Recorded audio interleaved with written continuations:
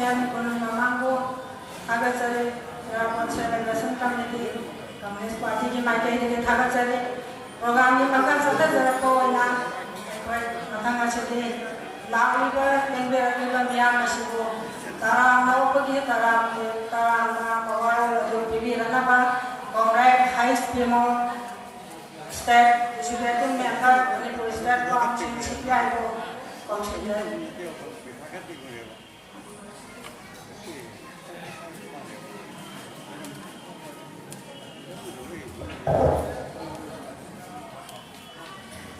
Tujuan nomor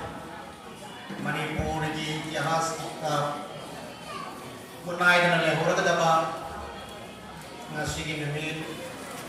September 5 poin atau bayi solusi sama pendidikan kenipan ngasih ini beda sudah Toki batu lomba Manipur karena bagi wakal lomba mangwai benerga Toki ba Lomi Sinian di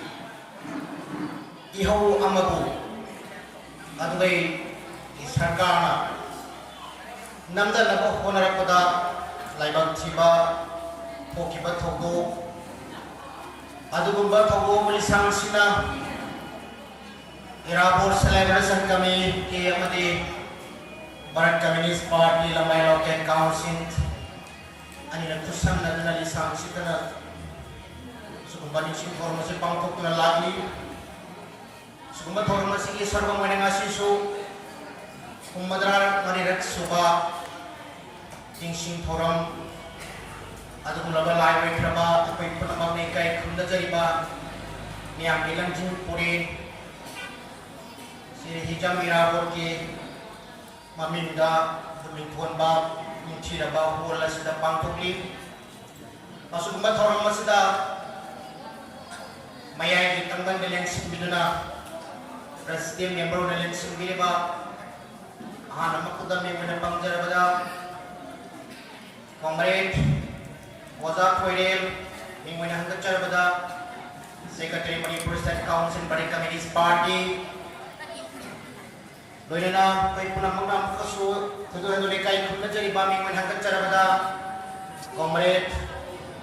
Wazak Boyama yang dalam pun ibu yang kenapa kita bersuara semua naik komunikasi itu dapat ucai dengan orang semua na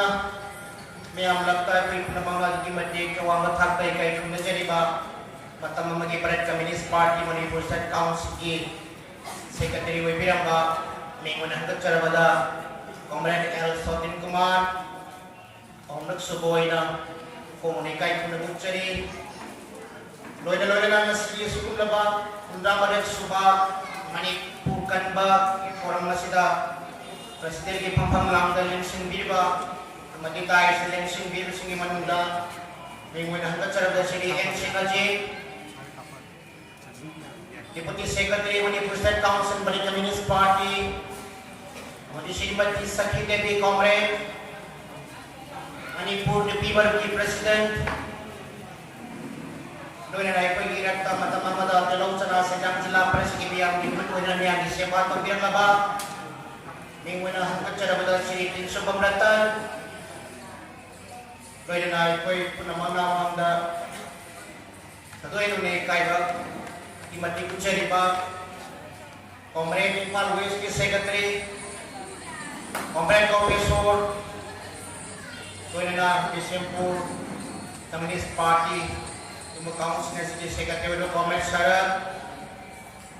Pamasli kai kita bucari Tunera tongan-tongan ba Hilda waktu tiba Saya itu ini kai kita jirba Communist Party ke maspan ki lucing ki punama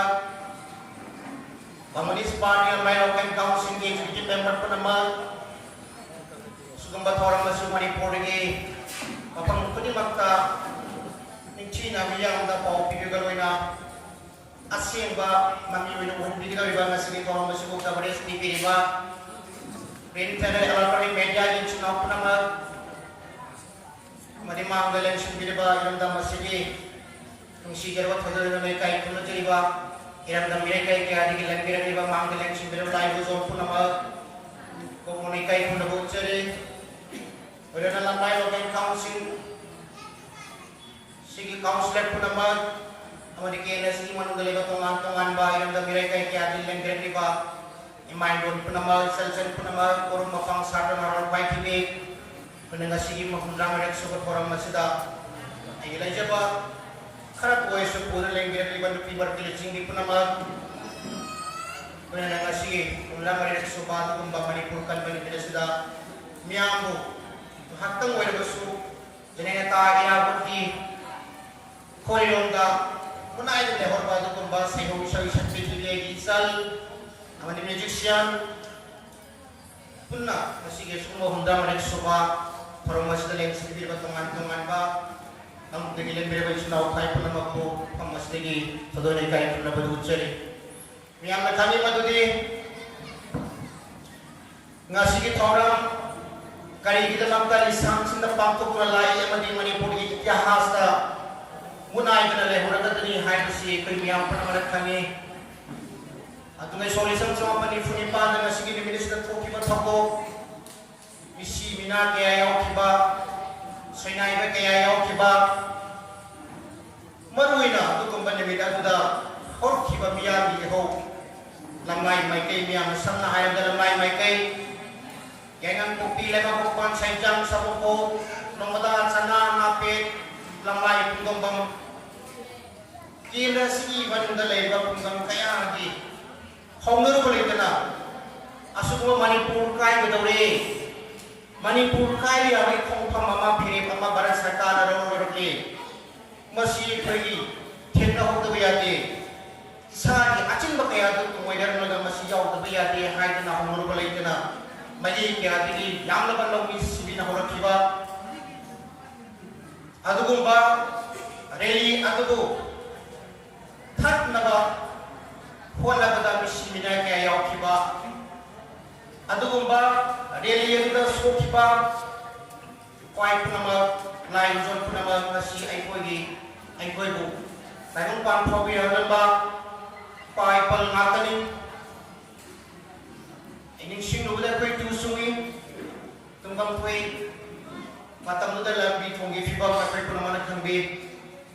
atu ki mati phataba itung gai merta khumuta fena thungu biaw dana Manipur kan da ya de ha de wa kharo na makin tharga sani achin ba kaya bu tu wena ma ta pa ma ga na pusen che la ki ba adu mo lo mi miam ai koi puna maktu lamjing biram ba koi puna maktu lam ta biram ba ai koi gi pai pu ngate adu nga si pe kai dori ke do tai asu kum ba pai puna lamjing biram mai ke asongi khora li bana haro li mai non kaya ai koi matam ri ya halaman gi masa surul ngakani ay koi suma koi mapatung tamaw to patong tangam koi bago i sprint ay koi lebong koi pakoi i ay koi chen bang koi sugong mathago wasi amu hana thok ta suwai sunu adu kumba manipur kan dabi ade hai bagi adu kumba thogo adu na manipur kan kiba adu ngasidi adu kumba pai pai sna thanam bai koi puna manu manipur kan mada Mangjin thagani kena kan bagmai mangjin thagani party ra janani ta ina por likhal ma bharat communist party kan mada masigi masamai santok mada onai sanchakora mada akoi puna ga ka to pa mo ga na percent na thok to mina ni hai ba adum ba se ko wakal la si tamagi macam tu lakle permadona sugumba or masigi kudong sa balok jeraga adum ei communist party mena ka ina por likhal piramba party isna betam misam sinau lewat siapa atau kenapa pun kedum nak kami tunggu tau kini malam madunai pai pun apa katopa magawan na puksen sena tabak pamilir kanda iram terima kamai pakang kami hai basi pai pun nak kami nai asugumba toki ba tau adu ngasi na hono ni sing basna lamai mai kaida jarana ta ya hono hingkal makmati sina hono na mai wonchon ba weresnu hai bigedu makhasa baju thamjaraga Basi Yesus kumba pundra mani suba mani purkan kani bidas nilai bira diba, tai seneng sendiri presiden member dalam sendiri ba, kaju haju naik pai pun nama nami amlak tak kai pun buca diba, parti lucing ba pun nama ngasigi thorom nasi matam chana lengpirakuna apung phane yaubiraknagidamak simjalangje lumai kai dige madi sagi mai kai dige awang thakda taram no okcheri loina loina manggileng similba tongan-tongan wa ilang tabire kai kai ilang diretiba halaman lai buzon punamak iman don punamak presni snow punamak ngasigi thorom masida seu san sipi kibe salama de bisan punamak press media ni snow punamak security ki snow punamak ngasigi thorom masu matam sa da lengbirakuna apung phana saruk yabi ba sida harau taramba madi simjalangje lumai kai dige khaini ngai naitena awang thakti kai khundar jigaloina tarang tarang ok sarga nasili tarang tarang na ok pigi warole sima sang te tenjite mungkana pun mu thakache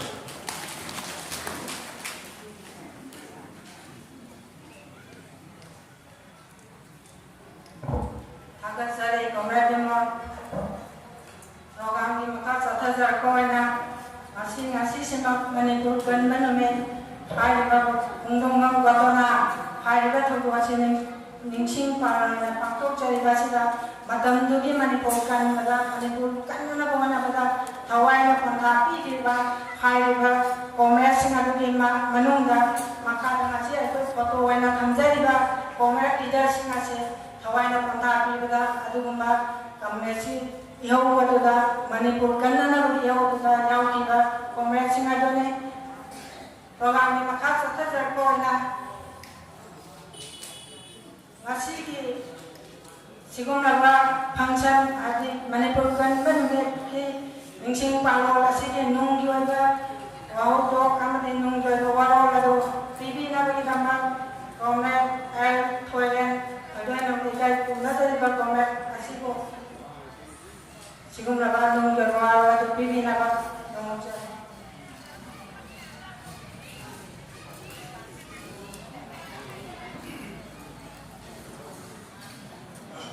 nasi September ki tarik pengalaman tuai kai berapa beda cerita Manipur ki itihas ta sanai mayek na itu lewat beda ba ongong gatna ki thong kamai le na kami beri pamasi mayek kamu nelayan biduna bagi bapu biriba kongres pun makuai na ang waktu dah ikut mereka pun ucai, doa na semua orang masuk aku pan nabi lemak dah saya simba kayak kepok itu na yang birakli bipai pun maku ya left side bam pam masih lagi ikut corona kayak pun ucai. Saya nama September thalak kanda Komunis Parti na yang mampu bertahu mau menaruhi orang di parti semua solusi amaga samapan di panggi agas kita ikut kemunduran asal thogan lojna dikat piramba lusin kurel irawogi aku tha hoiba loina hai ba ha sigi September gi singa amaga samapan di panggi kunga matoi September kunga matoi da punggong mong tobo kamay nana underground tanghiba loina na singa maga samapan yang penga matoi gi September tarik kunga terukta Brahmani anggo singi singhong da tawa kun tanggo da arwe biyahit tanghiba September popa singa masama perkunsa singa maga sanipan mamuda taruki September kunsa poki ba September kunga matoya ta ground taba September kunga taruk taro biya tangi ba sumaya maru iba lusin base sigi apok mon tha si Komunis Parti na organization man haidna man likhala mi ba party sigi mapanggal pathok sanjok na ba kalsat na ba odi ki miyeng na Komunis Parti na palon tawje hau hiba September ka ama degi Manipur logi lupna apung ba thogan pang logna apung palon doki Where state ki thaka panggo ko dharam ji manunda September tarik teraga matweda kaigi mana singda ningsing thorama mapantwi baramdi lising amaga samapan yang kaigi me tarik teraga matweda lising kurian idawar bramayo hi habigi madui numidashim supoina setiap ditata ningsing palon pantwi tasena untuk mengenai patang dari berpura-pura lebih kami mamanya kalau tawai kayak kunci pondapi hiba lalu utama lagi sarkar kariba sasok dol parti sina lomi sini dia bu anu ko parlokot ne hiba kasih tawai hiba pura mak itihas ta len dana teori dam natari alu kasih di kau yang malu hiba ma Kalau kalau ibu jadi kaya jangan ada orang uhi, kari uhi, suri ba nomi ba miyamna, lepas mapuni, suri nomi ba miyamna, mana suri jawa, mana nom jawa, mali suri jawa mal, nom jawa mal mahir pamjawa, makono orang nom lepas pamjawa, isya sanmania hingga pamjegedi, lepas ada nuai lepas kau loi habisnya, data era waktu asyik bersaja bani. Mana-mana macam mereka kita bagi ming di sama ada saudara lehoraba handari yang bila kampung itu bukan apa sikat apa kolam kapung mana lepas nama ilmu nama ing nesina pangma tanda depan lebih ini pung mana wakal puning hodok na duna musisana na jembang na duna apa lama ke taksi leba sama lepas ama kuira pada lepas do tanggu leta lepas begini. Mana pasal lebih miamu, mahai taman napa, pasal lekat napa, dabi kia makarti, lebih lagi hendra gedi, gian wan gedi, kanan nena bawa gedi, kanan nena pada loksun laibi wari gedi, hai masih mieng dah lebih lagi taman nabi wase, yang karena bukan nabi. Luarnya, lobi miam saya. Unjan drawa, amaga share mai tanah tanah pusam nana, tapi nanti jadi lagam siapa sih yang cengna bang amoy, mana bagaimana lomi miam saya pun demikian. Unjan drawa kita baca di sini sama perpunca teruka, apa yang krisi sameloni lingkaran semana tunggu ya tiga minggu itu juga satu sini saya pikir ini orang Nintina, merintah siap sahaja biaroi, masamu panah lehenda biaroi. Madu kita makta hirang pujinda, sana bagi lamda, masama yauna, kuma orang ba. Sama kita kalau hirang pujinda, irau min tanami. Lepas ada isai lila drama lagi maru iba mendekangi. Aduh ba drama lagi lagi. Ungamag yani dilatuna miang da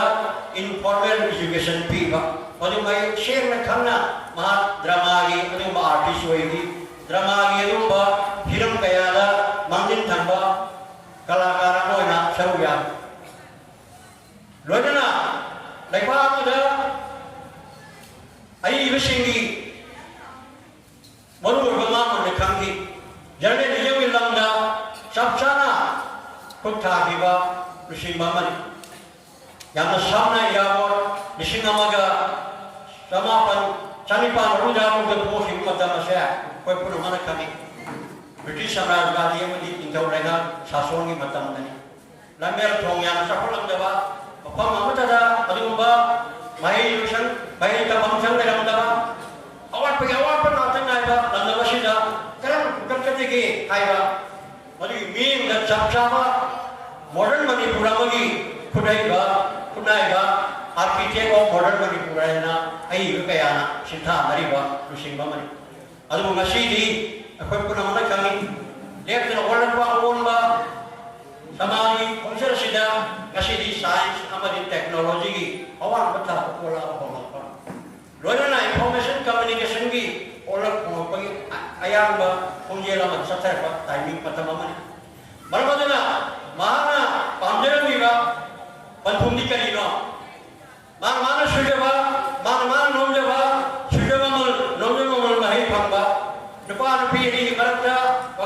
ꯍꯧꯗꯣꯛꯅꯕ ꯅꯨꯡꯁꯤ ꯆꯥꯟꯅꯅ ꯇꯦꯡꯕꯥꯡꯃꯤꯟꯅꯕ ꯑꯃꯒ ꯑꯃꯒ ꯊꯛꯁꯤ ꯈꯥꯁꯤ ꯕꯦꯕꯥꯔ ꯉꯥꯡꯅ ꯂꯩꯕ ꯃꯗꯨꯒꯨꯝꯕ ꯁꯃꯥꯖ ꯑꯃ ꯄꯥꯝꯃꯤ ꯁꯃꯥꯖ मधुगी समाज अदुगी पन्नुमदो यौननबो होनगदुगी कनाननो हायरगदि मार्क्सिज्म लेनिनिज्म द युम्भम वरिबा पार्टी सि कम्युनिस्ट पार्टी अपालन कलहन बच्चांगी पाखो सनोन बच्चांगी तकोय मसे शेग माइगा तानदना पार्टी सि अपालन कलहन लबा अदु वरिगदि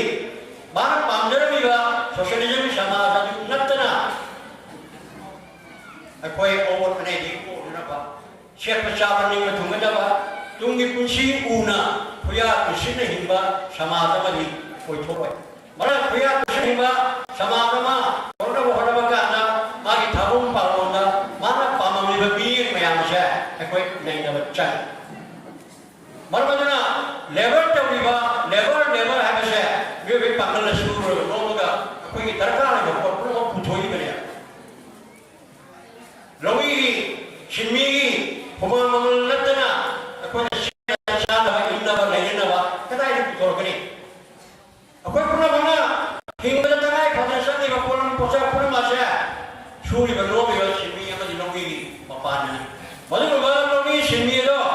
bapulan berlobi apa ngamba sosialisme ada sama nasi jaga jawab. Mana nama sudah apa? Mana nama nom jawab? Mana sudah di berlobi jadi bagi kita tidak sablar bamba, hai mana? Socialism है अदना मधु में socialism की समाज दो या line प्रोपे यारो मधु पूरा को पांडव कांगू हमना नशी की शासन पाई पे मधु पूरा को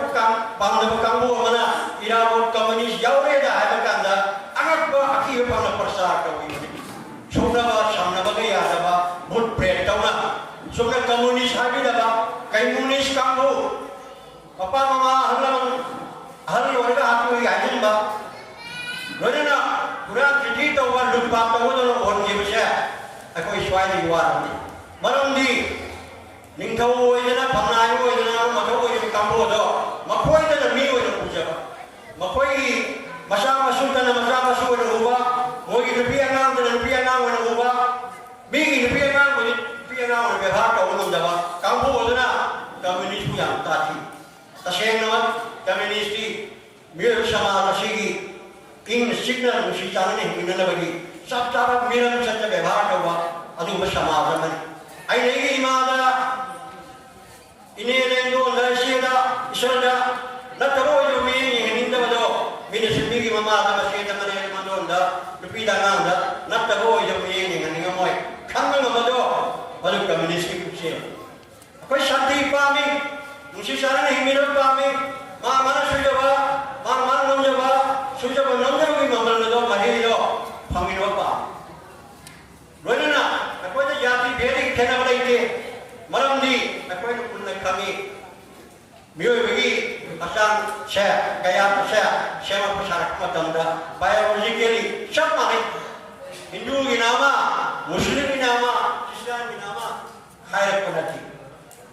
mahu pun practical layak kami Kenapa mana bima lain jangan ada kapal terkar dari harap pakanda Hindu ini poro Muslim ini poro Kristen ini poro adu ada lagi berapa ini poro hai dia A group lah B group lah O group lah apa ini pak cuma na masyarakat tahu ni mini karena behar kawa sama orang si hari ini sosialisme atau sama sudah baik pandang begitu mana mana Masih di hek orang pedegi laki itu na senjauh apa sama saya kau pun mana kami awang ber thaga aki berpana kau pun mati lut tahun naba senjauh apa tak kami kau pun mana tadi ba liberalization privatization globalization corporate house meama wari wala betta bawa masih di madu ba corporate meama itu na kau ba Lepas asyik lanjut, pun apa? Mohon ibu bertepatan lagi. Mohon na, ya masyarakat ama lain kasih di center dah. Ada orang mau ina, orang yang mangal hanya kerana tanggal apa? Nakal nama orang tu sebab nama kamu tahu, siapa mangal leret tahu, cuma tanggal kasih dah. Ekoi na, jangan cahaya dah warna. Lama masih dah, malu humbira ni ba, party se mapangan kalan ba lolo na magi sansta tapi maruk ya pangan kalan ba satre gi naharong gi chinmi gi lolo na ai wishi gi pangan kalan na akoi na pami ba samaj panumali yono ko na bada sansinna ba haidana pangok libas kumba irawa thabong palon si manunda koi puna mana lusing priya si panda amadi magi tuminga kawan panda wai kapa lusing ba kaya lusing gi kaya gi panda pana tawiman kupagi asyeng ba mahidi party si ukaralla koi masel chega mai ga talana nusi salana mang ng party si kankan rannu ba koda ba scientific socialism gi mai onda national ka madutana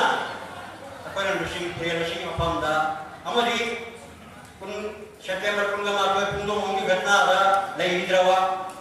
musirawa halaman mayamado modi mapam da kan kaptawa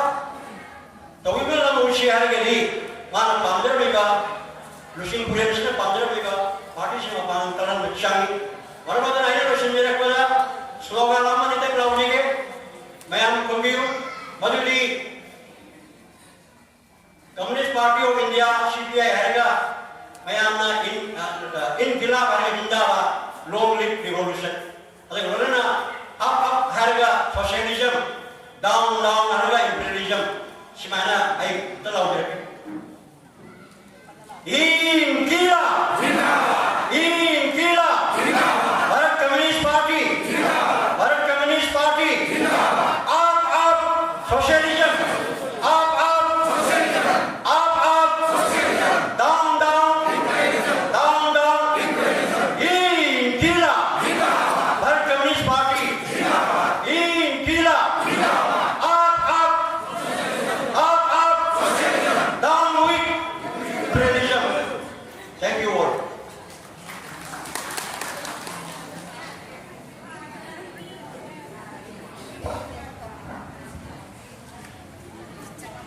Thakachari Manipur State Council Bharat Communist Party की Secretary होइना थौपुरिबा Comrade Toirena ngasigi Indrag Marirak Suba Pungtong Thako Manipur Kalmanumit Thawal Masiga Marinegna Nungniwan Wapam Pongok Piramdini Damaka Irapam Celebration Committee Manipur की Mikey देगी Thakachari program maka terkait poinnya ngasih diskum laba Hundraga Marirak Suba Humdong Tangko Manipur Kalmanumit Tawar Masigi Wangang Loyoina Kaushindani Comrade L. Sotin Kumar former State Secretary Manipur State Council CPI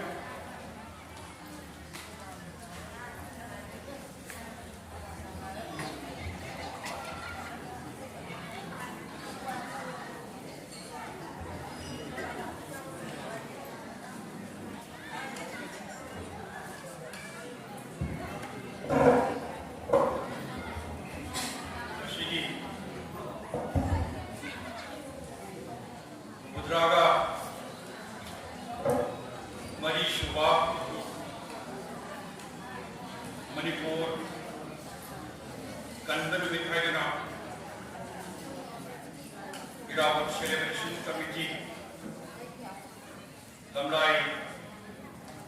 Dokirna Thobu Enaga Manipur State Committee की Celebration Committee का पुन्ना Patok Seriba Super Forum Sigi Bayagi Mamulaga Exhibiriba Party की Lujing Machine Maruaina Control Commission की Chairman Exhibiriba Ikai Nujara Bapak Kampung Maruaina Party की Ikai Nujara State Secretary Comrade L. Toiren Doinana Party City yang baru bertogai Exhibiriba Ikai Assistant Secretary Comrade Joy Kumar Abadi Comrade Singajit Loinana Daizda Exhibiriba party leadership amadi kasi sumba aur basida saruk yabiriba matamamagi adu ek shoni shima chawa pan nifu ni pangi nashigi nobe September tarik unba thoi paktak nana koi lamlai maiki sigi praja Manipur kandabi adi haidana achuba thodang lokhiba maduda saruk yakhiba adugo loinana thodo aduna maram oraga paktak nana Bifami pun kaya taudana tamthina bot naiba jeli sarangda phajanba maduna maram oraga masada akanba ana kaya di moga kaya yawa harga pareng sana phal jeltana pukatwa subat bokugi ahlaman kaya dugi Maca basu ibiriba imong manunggi aduba mamok sing kaya ibiriba una magko tungan ming panjadana awang mathak de kai kum bu chaba oina maroina lamlai lai ke gi praja miya una magkusu bhakti to jai loina ga sigi thora masida khare he makku fahan bina bagi tamak apam kaya Sinma tuna sadok pigadoriba print amadi electronic media gi barupa pada kusno cari ayam samna samjage baru ini ngasai mangda kami party secretary ne mai sena happy kare ekoi thabu masi bachukna irawati tha palon tawri masidi leiba si miam pura bana haningai ditana Kan kaya ki, aku jadi semua carani. Kan kaya ki teks maya bukalani, port pun nama kita mentangalani. Ngarang anglega pai cabinet barang kompre, you legalize tawra. You thakpamiya lagi teks, you thakpagi bagi teks. Lupa crore chatruk. Ekoi state income the kahan gadori ne hai dana you legalize the bread Manipur the maira pai gi yeho masin tung re maira pai gi yeho nishabandi gi yeho katamabagi maira pai gi yeho se nishabandi gi hor pani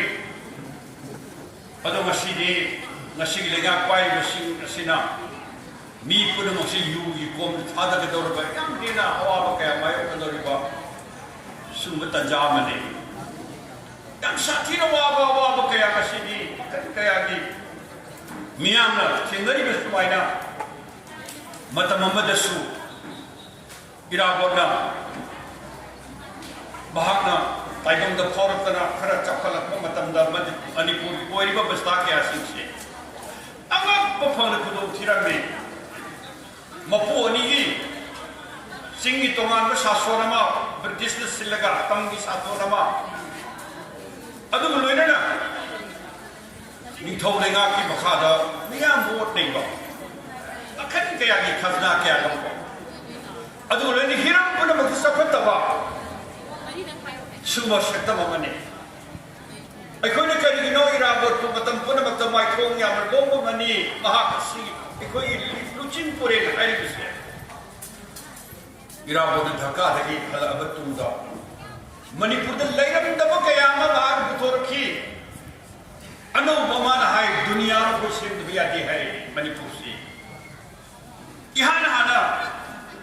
mai sanu hai ka magazine am phom si irabod adu editor waraga phom basine Manipur ihana hale Sahitya Sammelani Sahitya Parishad ki kantana masana tam ani jenen secretary oi wedin tabu se si mahaka ihana hale Matam tu dah tongan matam kaya ada. Sahitya ilam dah kabi kaya lerami, kabi kamal lerami, kabi jam ngah lerami. Aduh, मखोई साइटगी दमक्तदी ख्वाइदगी मचिन तुबल चिन कोरेने अदम हिरम बतैददी नोइस कोपा गमदे अदबो इरावती साइटद सोई स्पोर्ट्स लम चिंगे थिएटर की चिंबने अइने समझना पुनः मकी चिंबा मने मरम दी बार फाउकी लेपा कुयाम के ओन पर पहबसे अखोई समाज सिगी कुनाय सिगी तमान तमान में लब गया दा अनु बहुम दुनिया पर तो यादे हाय सिदा फाइदे मरो चिंबा कोइना मा मियाम लिटर लाखी है असमाय मरो मरो में तक क्या दा महाकी रोल महारोल मथोदा नुपी मियाम चिंबदा अपुर मणिपुर की एकोई मणिपुरी ताब के आसिक चपन नबी दबक्ता एकोई की साइट एकोई कल्चर एकोई ट्रेडिशन चपन नबी दबक्ता निखिल हिंदू मणिपुरी महासभा सोकुखागा मई दलिंग बदा फाइदे की मरो है पायोनियर मने मणिपुरी हान हंदो अदु बराल की खोलाओ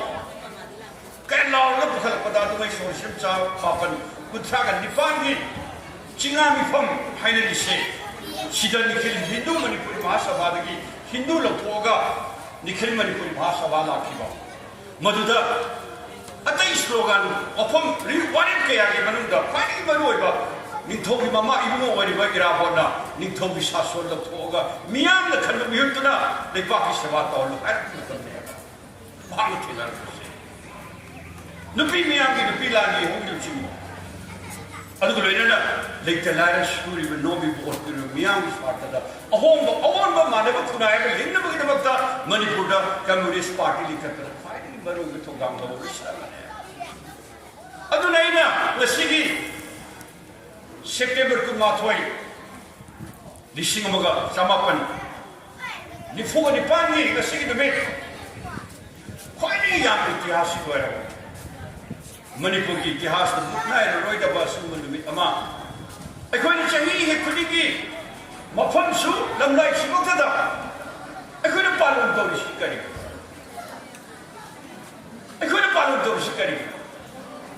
नसाई मांग हबे थमजसी गमदुली इरादो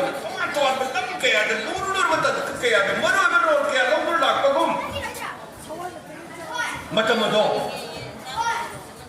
मणिपुर सु अवांग पोलम दंगिसु अदु लेना कोई लेपाकी अपुन बगी सत्तम द फाइनल बरो बता कमने इराबो चाहिए होंगी सीए जेल ले रुरे जेल की थोर को तुम दमाग जेल मन तो कम्युनिस्ट होई ग्रे है बेदगी भाग जेल की थादोरागा मणिपुर सब यादे है महाराज बुद्धचंद्र न अखिम के आपी बदन मर मरकादा बार अदु बस कोई कसार डिस्ट्रिक्ट दा लौमी की लीडर मोइना भाग तो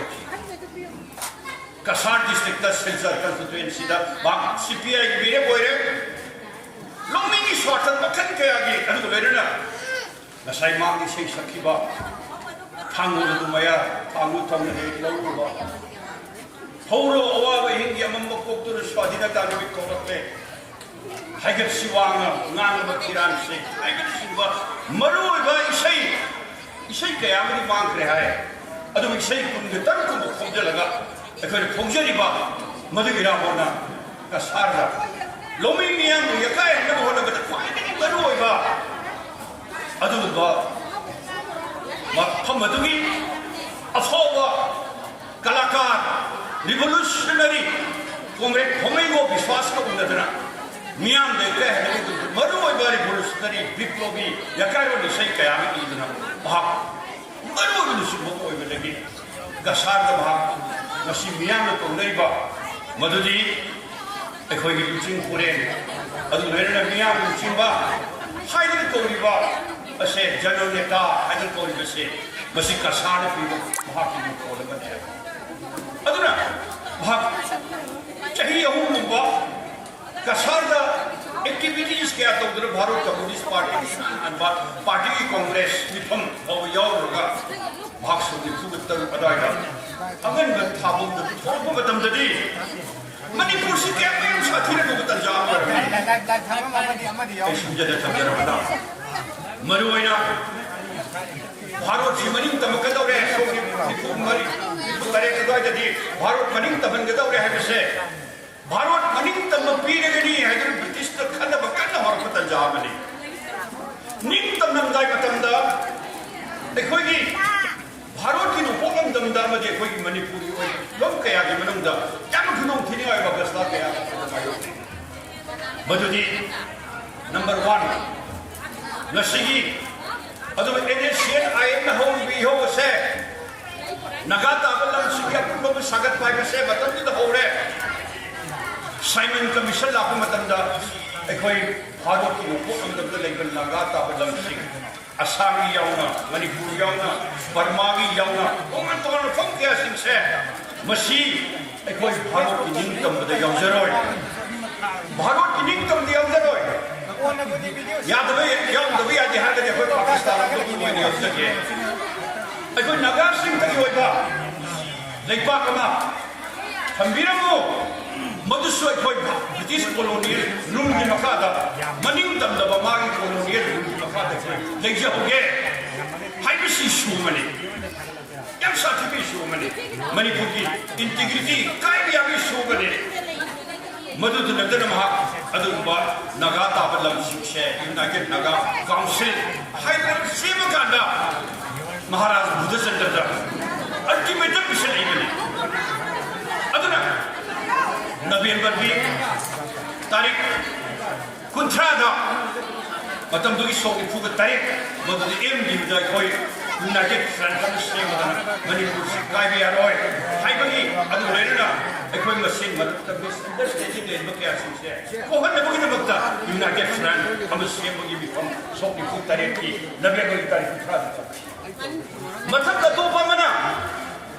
मतलब दा एकोई दी प्रोफेसर कुबलेन ब्रिटिश बचा मना भारत की रूपों दमदा लेरिबा अदुम गलेपा सिंगिलम मरुइना कोई मणिपुरी एरिया असम की पैम यावना एकोई कुबलेन प्लान हैबम पुथोकना North Eastern Frontier Province side कोबा अदुम लेपा म सेम ने बगी प्रस्ताव को पुरती मसे मरुइना एकोई भारत की रूपों दमदा लेबा तोमान तोमान में हमसिंसी मसिगी तोमान लेपा अदुबो हिरमनि मक्सद पुसलेबा डिमांड में हमसिंसे इराबो रियागिले मतम दुगी निखिल मणिपुरी महासभा मदी प्रजा सत्ताने अकनिय थी अदुबो लेना इराबो नमदी निखिल मणिपुरी महासभा मदी प्रजा संघकी फिरेप्ति करिनो ऐते नजरके अदुना मरुओय निखिल हिंदू मणिपुरी महासभा मदी प्रजा संघकी मरुओय फिरेप्ति करिनो भारत मनिंग तमब मतुंगा एखोई मणिपुर सु भारत की मनुंग याव तारबसु मणिपुर से चाही लिसिंगनी की मागी इतिहास ले जब मनि मखा तब पांचब स्टेट मोय सिन मरम वरका ने खोइदा मधुदी yang पूर्ण दायित्व शासन मधुगी मखा दा yang रेस्पोंसिबल होइबा सरकार एखोई भारत की निमतम की मनुंगा मणिपुर सु निमतम मणिपुर हाइबे अखदी यामना मधुग फुल ऑटोनॉमी लेबा स्टेट अमोय पियु हाइबे कोहेन व्यू है से इराबोट की फिरे है अदुना निखिल मणिपुरी महासभा की शुद्ध फबगी फंपी मनुदम यावरी मधुदी एखोई की मणिपुर से निंग भारत से निंग तबलब तुंदा मणिपुर लेके न थाक से मसी भारोना पाइगदबना एखोई मानव करेंसी से तुम इंटरनेशनल अफेयर्स अदु लेना एखोई डिफेंस अमदी पोस्टल सर्विस मुस्खर सिपाही कादा अतई दी एखोई स्टेट रिंगा तसिने बिउसिने करिबो कानमान नंबर 1 वो थापियो मददी एखोई स्टेट की शक्ति से मसी एखोई अदु भारत की बनंदर रेसु स्टेट पुलो तो नबी पीर कादा अतो पलेबाक सिंग भावदा ललोनी टिकी नतरते दे लम के आदा अदु मुकरार के तो नबिया even Britain भावगा इनबिया अदुबा एखोई स्टेट बॉ ओइल थमसे सुबो वारिफ सिलाको मतमदा अय कसंजन जगे मतम दुगी भारत निंग तबलब दुंदा एखोई भारत की सेंटर ना इराबो नलौरे फिनेट क्या सिमखन कया की चिन्नब कया पोले मधुगी एखोई मतम दुगी कांग्रेस की कामुना इराबो त संदोई मधुरी मणिपुर से बर्मादा तीन हिदोर माले है सिपाही के बयावे अदु लेने इराबोद तालिब डिमांड भाकी फुल ऑटोनॉमी की ऑफम जिला मतमदा मणिपुर से मणि मखा तबले पा अमो वेगे का हरकतरा गाय किसी सिंह न कया खावले अदु सिंह कया सिंह मरम वरकांदा मधुरी मधुरी कांग्रेस पार्टी की AICC की वायु की मतुमिना करी है मधुरी मणिपुर से अखोई लेरिबा त्रिपुरा लुसाई पहाड़ कसी मिजोरम कसार डिस्ट्रिक्ट अमनी मणिपुर यावना हाई ममफम से पुल्लम कांदा पूर्वांचल प्रदेश हाई को स्टेट अमोइना सिमतारे सिनेबलाइज सिला कांदा पूर्वांचल प्रदेश की स्टेट की कैपिटल कदा होगनी सिलचर होगनी पूर्वांचल प्रदेश की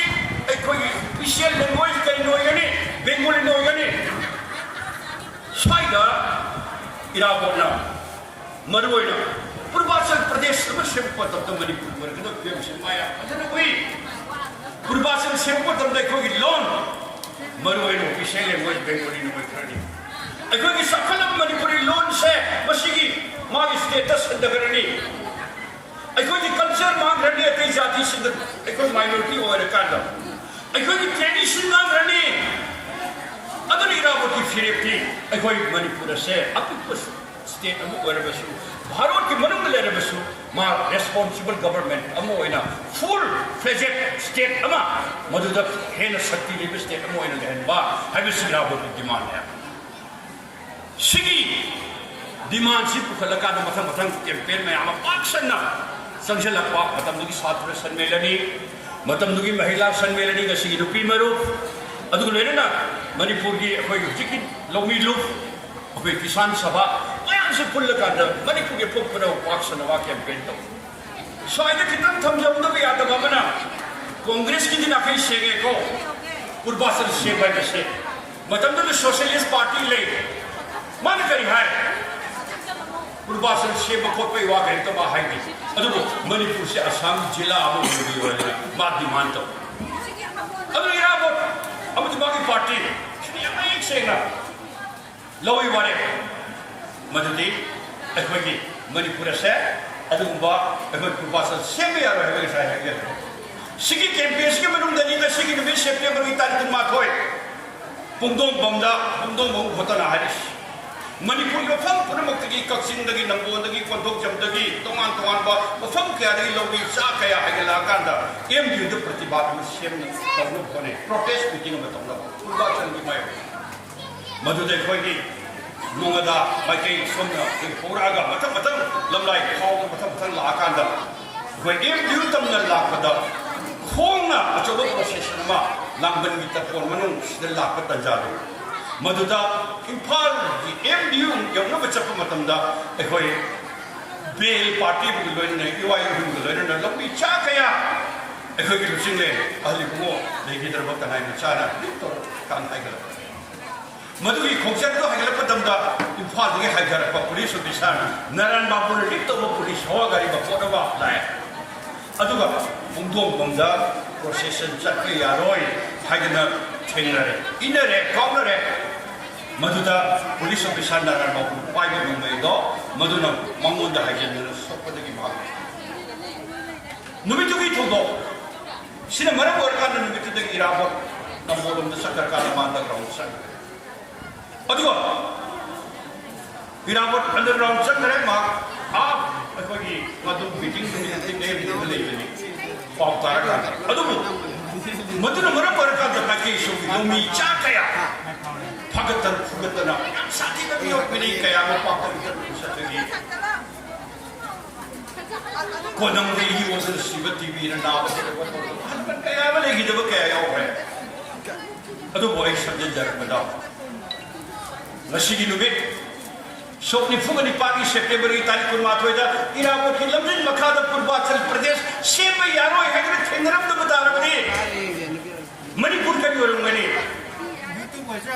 अखोई पूर्वाचल है स्टेट की डिस्ट्रिक्ट में खाते ले मणि मणिपुर का भी मणि अखोई लोग की कई व्यू और मणि अखोई कल्चर का भी मणि सी नुमितुगी कल्लबे ꯏꯇꯤꯍꯥꯁ ꯑꯣꯏꯕ ꯃꯗꯨ ꯃꯔꯝ ꯑꯣꯏꯔꯀꯥꯟꯗ ꯉꯁꯤꯒꯤ ꯃꯅꯤꯄꯨꯔ ꯑꯩꯈꯣꯏ ꯀꯟꯕꯅꯤ ꯑꯗꯨꯅ ꯉꯁꯤ ꯁꯨꯃꯥꯏꯅ ꯃꯅꯤꯄꯨꯔ ꯀꯟꯕꯒꯤ ꯇꯉꯥꯏꯐꯗꯕ ꯃꯗꯨꯒꯤ ꯊꯧꯗꯣꯛ ꯁꯨꯝꯕꯒ ꯏꯔꯣꯏꯅꯅ ꯑꯩꯈꯣꯏ ꯃꯄꯥ ꯇꯥꯕꯤ ꯉꯁꯤꯁꯨꯅꯤ ꯍꯧꯖꯤꯛ ꯃꯅꯤꯄꯨꯔꯒꯤ ꯑꯄꯨꯟꯕꯒꯤ ꯁꯛꯇꯝ ꯑꯗꯨꯒ ꯂꯣꯏꯅ ꯑꯩꯈꯣꯏꯒꯤ ꯏꯟꯇꯤꯒ꯭ꯔꯤꯇꯤ ꯉꯥꯛꯄꯒꯤ ꯇꯉꯥꯏꯐꯗꯕ ꯀꯌꯥ ꯂꯩꯔꯤ ꯉꯁꯤꯒꯤ ꯁꯔꯀꯥꯔ ꯕꯤꯖꯦꯄꯤ ꯂꯤꯠ ꯇꯧꯕ ꯁꯔꯀꯥꯔꯁꯤ ꯂꯥꯛꯄꯗꯒꯤ NSCN IMꯒꯤ ꯏꯅꯔꯤꯕ ꯀꯔꯥꯔꯁꯤꯡꯗꯨ ꯀꯔꯤ ꯌꯥꯎꯔꯤ ꯃꯗꯨꯒꯤ ꯃꯅꯨꯡꯗ ꯍꯧꯖꯤꯛꯇꯤ ꯑꯩꯈꯣꯏꯒꯤ ꯏꯟꯇꯤꯒ꯭ꯔꯤꯇꯤ ꯀꯥꯏꯕ ꯌꯥꯕ ꯀꯌꯥ ꯑꯃꯁꯨ ꯌꯥꯎꯔꯤ ꯂꯣꯏꯅꯅ ꯑꯩꯈꯣꯏꯒꯤ ꯔꯤꯁꯣꯔꯁ ꯀꯌꯥ ꯑꯗꯨꯒꯨꯝꯕ ꯚꯥꯔꯠꯀꯤ ꯆꯥꯎꯔꯕ ꯀꯣꯔꯄꯣꯔꯦꯠ ꯃꯌꯥꯝꯗ ꯌꯣꯟꯊꯣꯛꯄꯒꯤ ꯑꯗꯨꯒꯨꯝꯕ ꯀꯔꯥꯔ ꯌꯥꯎꯔꯤ ꯑꯗꯨꯒ ꯂꯣꯏꯅꯅ ꯌꯨꯝꯂꯣꯟꯅꯕ ꯂꯩꯕꯥꯛ ꯃ꯭ꯌꯥꯟꯃꯥꯔꯒ ꯑꯩꯈꯣꯏ ꯃꯅꯤꯄꯨꯔꯒ ꯕꯣꯔꯗꯔ ꯐꯦꯟꯁꯤꯡ ꯏꯁꯨ ꯍꯧꯖꯤꯛ ꯐꯥꯎꯕꯗ ꯂꯩꯔꯤꯕ ꯀꯤꯂꯣꯃꯤꯇꯔ 339 ꯁꯤꯗ ꯑꯩꯈꯣꯏ ꯀꯤꯂꯣꯃꯤꯇꯔ ꯑꯃꯃꯝ ꯃꯥꯡꯅ ꯐꯦꯟꯁꯤꯡ ꯇꯧꯁꯜꯂꯛꯄꯗ ꯀꯤꯂꯣꯃꯤꯇꯔ 339ꯒꯤ ꯃꯅꯨꯡꯗ ꯑꯩꯈꯣꯏ ꯃꯅꯤꯄꯨꯔꯒꯤ ꯂꯝ ꯀꯌꯥ ꯃꯥꯡꯒꯗꯧꯔꯤ ꯁꯨꯃꯥꯏꯅ ꯉꯁꯤꯗꯤ ꯑꯗꯨꯒ ꯂꯣꯏꯅꯅ ꯂꯩꯉꯥꯛ ꯄꯥꯏꯔꯤꯕ ꯀꯥꯡꯕꯨꯁꯤꯡ ꯉꯁꯤꯒꯤ ꯁꯥꯁꯣꯟ ꯇꯧꯔꯤꯕ ꯀꯥꯡꯕꯨꯁꯤꯡ ꯑꯁꯤꯅ ꯑꯩꯈꯣꯏꯒꯤ ꯄ꯭ꯔꯖꯥ ꯃꯤꯌꯥꯝꯗꯒꯤ ꯆꯈꯥꯎ ꯂꯨꯠ ꯇꯧꯔꯒ ꯄꯣꯠ ꯄꯨꯝꯅꯃꯛꯀꯤ ꯃꯃꯜ ꯑꯣꯏꯅ ꯍꯦꯟꯒꯠꯍꯟꯕ ꯄꯦꯇ꯭ꯔꯣꯜ ꯂꯤꯇꯔ ꯑꯃꯗ ꯂꯨꯄꯥ 50 ꯊꯣꯛꯄꯤꯒꯨꯝ ꯊꯣꯛꯑꯦ ꯑꯗꯨꯕꯨ ꯆꯠꯂꯤꯕ ꯂꯝꯕꯤꯁꯤꯡꯒꯤꯗꯃꯛꯇ ꯑꯩꯈꯣꯏ ꯂꯧꯃꯤꯁꯤꯡꯗꯒꯤ ꯁꯥꯇ꯭ꯔ ꯅꯍꯥꯔꯣꯜꯁꯤꯡꯗꯒꯤ ꯄꯦꯇ꯭ꯔꯣꯜ ꯂꯤꯇꯔ ꯑꯃ ꯂꯩꯕꯗ ꯁ꯭ꯄꯤꯁꯤꯌꯦꯜ ꯑꯦꯛꯁꯥꯏꯖ ꯇꯦꯛꯁ ꯂꯨꯄꯥ 14 ꯂꯧꯏ ꯇꯣꯉꯥꯟꯕ ꯆꯦꯡꯒꯤ ꯍꯋꯥꯏꯒꯤ ꯊꯨꯝꯒꯤ ꯊꯥꯎꯒꯤ ꯃꯈꯜ ꯀꯌꯥꯒꯤ ꯂꯧꯔꯤ ꯁꯤ ꯄꯨꯝꯅꯃꯛꯁꯦ ꯑꯩꯈꯣꯏꯅ इलेक्शन की लुपा 2,000 पीरगा लुपा 3,000 पीरगा ngasi tara yob yaure par voter kun yob yaure sumaina ko voter chinyan sakaraga koi dagi sakhau du tongnaba santhali ru khomtha mayam se masi su ira ko lauramba howra wa bai hindia mam tiru swadinata bi thok hai se ira bo ki kholao koi dikshing aroidra Mandu susah hai khai gre you legalize the rupase ekhogi excise tax lupa crore chapro Manipuri lengak sengau da rakadawi hai kada ni crore chapro you thakpa punamak hai bade ekhogi praja miyam dagi paisa khongla ka da crore chapro kani kane ekhogi paisa ꯑꯩꯈꯣꯏꯅ ꯄꯤꯕ ꯄꯩꯁꯥ ꯑꯩꯈꯣꯏꯅ ꯇꯤꯡꯕ ꯄꯩꯁꯥ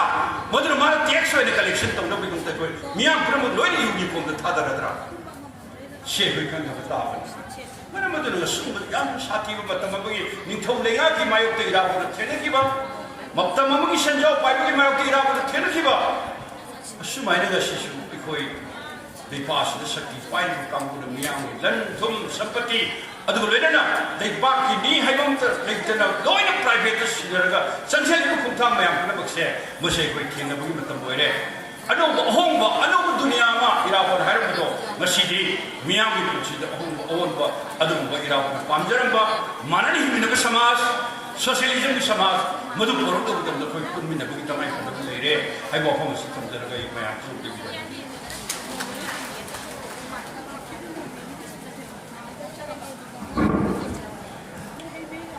Thakachari, Comrade L. Sotin Kumar, former Secretary, Manipur State Council, CPI, Nasigi Sumba, Manipur Kanba Numit, September Kunmathoy, Sokli Singamaga, Chamapan Nikuni Panda, Ungomam Ghatanaga, Jati Ijatna, Nalaiba, Saktam Kanna Bahonabada, Miot Minay, Sajana Mona Kraba. Unsi kembo ini keraba hingliba amadi layoi keraba adugumba alam nal singi mapamda makoi kita wimal ucca bagi warol bibiram bagi damakta thagachari marathatna kun mangdulen sin biriba imai bel sing aduga alam al kwai punama kwai thawramasi loi kita bang hak tangai aduna wangarwai ani khakta mangaire maramaduna madu phawbudamdi langdana koi khara langna tajai maramaduna ngangiba koi thawramase masi ingna chikna ꯂꯥꯡꯗꯅ ꯂꯣꯏꯁꯤꯟꯅꯕ ꯍꯣꯠꯅꯕꯗ ꯃꯈꯥꯗ ꯐꯝꯕꯤꯔꯤꯕ ꯏꯃꯥ ꯏꯕꯦꯜꯁꯤꯡꯅ ꯑꯃꯨꯛꯇꯪ ꯃꯇꯦꯡ ꯄꯥꯡꯕꯤꯌꯨ ꯍꯥꯏꯅ ꯏꯔꯥꯕꯣꯠ celebration committee ꯃꯅꯤꯄꯨꯔꯒꯤ ꯃꯥꯏꯀꯩꯗꯒꯤ ꯅꯣꯂꯨꯛꯅ ꯅꯤꯡꯁꯤꯡꯖꯔꯤ ꯄ꯭ꯔꯣꯒ꯭ꯔꯥꯝ ꯃꯈꯥ ꯆꯠꯊꯖꯔꯛꯄ ꯑꯣꯏꯅ ꯀꯣꯝꯔꯦꯠ ꯇꯤ.ꯑꯩꯆ. ꯁꯛꯀꯤ ꯄ꯭ꯔꯁꯤꯗꯦꯟ ꯑꯣꯜ ꯃꯅꯤꯄꯨꯔ ꯅꯨꯄꯤ ꯃꯔꯨꯞꯅ ꯉꯁꯤꯒꯤ 64ꯔꯛ ꯁꯨꯕ ꯅꯤꯡꯁꯤꯡ ꯀꯨꯝꯑꯣꯟ ꯊꯧꯔꯝ ꯄꯨꯡꯗꯣꯡꯕꯝ ꯊꯧꯗꯣꯛ ꯃꯅꯤꯄꯨꯔ ꯀꯟꯕ ꯅꯨꯃꯤꯠ ꯊꯧꯔꯝ ꯑꯁꯤꯒ ꯃꯔꯤ ꯂꯩꯅꯅ ꯇꯦꯟꯇꯛꯄ ꯋꯥꯐꯝ ꯈꯔꯗꯪ ꯊꯝꯕꯤꯅꯕ ꯁꯤꯟꯖ-ꯂꯥꯡꯖꯔꯤꯕ ꯏꯔꯥꯕꯣꯠ ꯁꯦꯂꯦꯕ꯭ꯔꯦꯁꯟ ꯀꯃꯤꯇꯤ ꯃꯅꯤꯄꯨꯔꯒꯤ ꯃꯥꯏꯀꯩꯗꯒꯤ ꯅꯣꯂꯨꯛꯅ ꯅꯤꯡꯁꯤꯡꯖꯔꯤ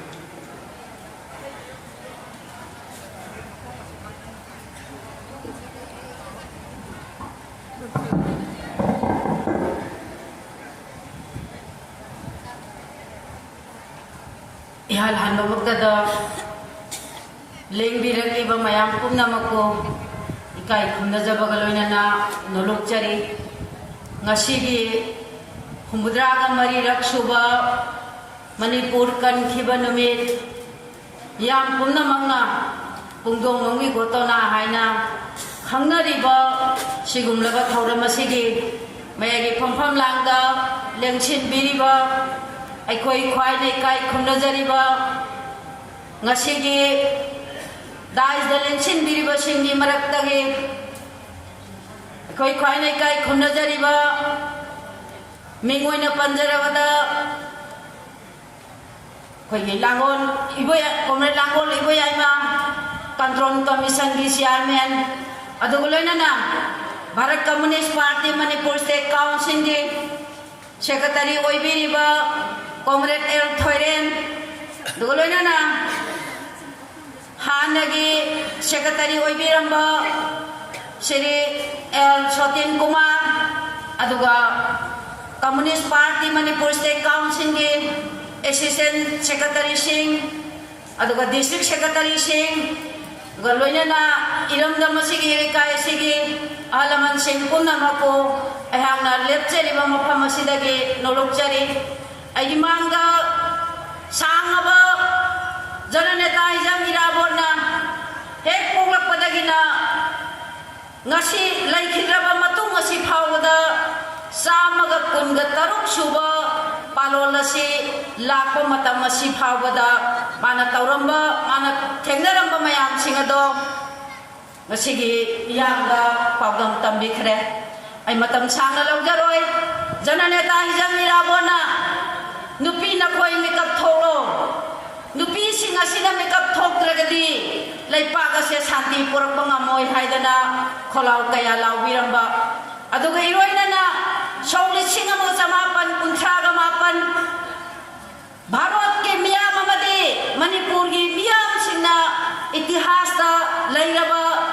ani suba nupi lan haina khangnariba sigumlaba nupi lan asida yumpham oiraga lingkhat biramba Manipur Mahila Sammelani Kushemi Sakta Mathoki Badudagi Nupi Miyam Asi Pullaga British Samadi Ningthau Lenak Sasola Sigi Manunga Thoki Bathodok Singadudaida Nupi Singasi Pundragadi Tengnawanga Moy Haidana Nupi Miyam Amapulhalamba Adogum Laba Nupi Miyam Singado Ngasidi Soli Singama Samapan Nimpuda Ningkat Piramba Manipur Mahila Sammelani ngasigina all Manipur nupi marut haidana leijari bai koina ngasima humudraga mari suba Manipur kanba numina sidaida lamrai gi kendra sigi manungga lainiba tongan basakha committee gi nupi marut ki kangbu singa sina ai khoi tangai padana sigumba thawlo ase sigumba thawram ase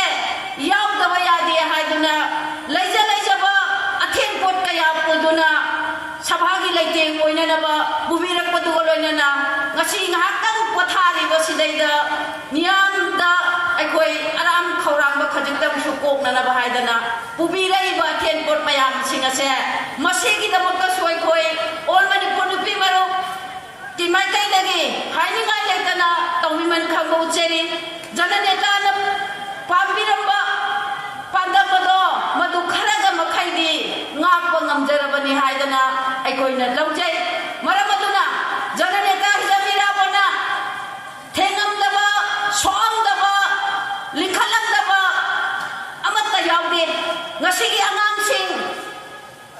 matam asidaida matam adudaidana bal sangha haina lairamba ngasigi na all Manipur Young Pioneer Organization ngasigi lenga ngasigi system asidaida aikoi pili ba ngang masa mayang singase aikoi all Manipur Young Pioneer Organization habado masi sanggot pangamdre matam amagi chhatra gi samsan ngasigi na all India Student Federation matam amagi youth league ngasigi na all India Youth Federation sigumlaba matam amagi aikoi kisok sabha ngasigi na Manipur Longmilu laini ba samsan mayam singase jananeta hijam mirabona kanglup mana ba singase pullaga thengnamina da yade haidana aikoi da kanna tambiramba aduna aikoi ngasi phawada sathadana lakjari bani maram aduna aina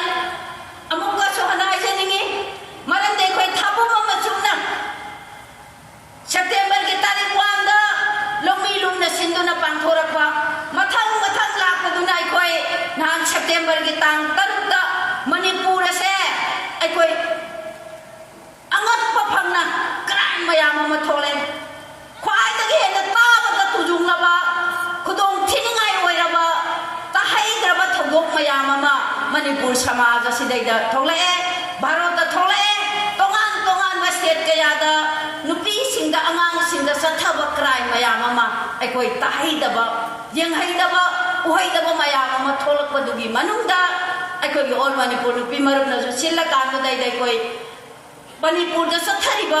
mion minai adagi nupi singda sathariba crime mayam singase masi kudakta solve tawdana loisenu amuka hana thohanganu haidana koi choba rally ama Manipur di kaite koi Khwarman Bazar sidai koi chatchagrabani September tha sigi manungda koina Iramot celebration committee gi lamjin makha dai koi adugum laba program ado sinjari bani ngasi suletana ya punam ne koina thabu machumna chathare iba program asidai da dan September ki tarik 1 da hondokre tang taruk dai koi nupi maruk ki tawgre tang tara mangada jananeta hijam Iramot ka ko chamanana luching ba moina chaminaramba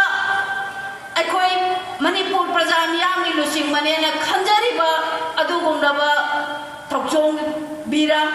miyam punamangna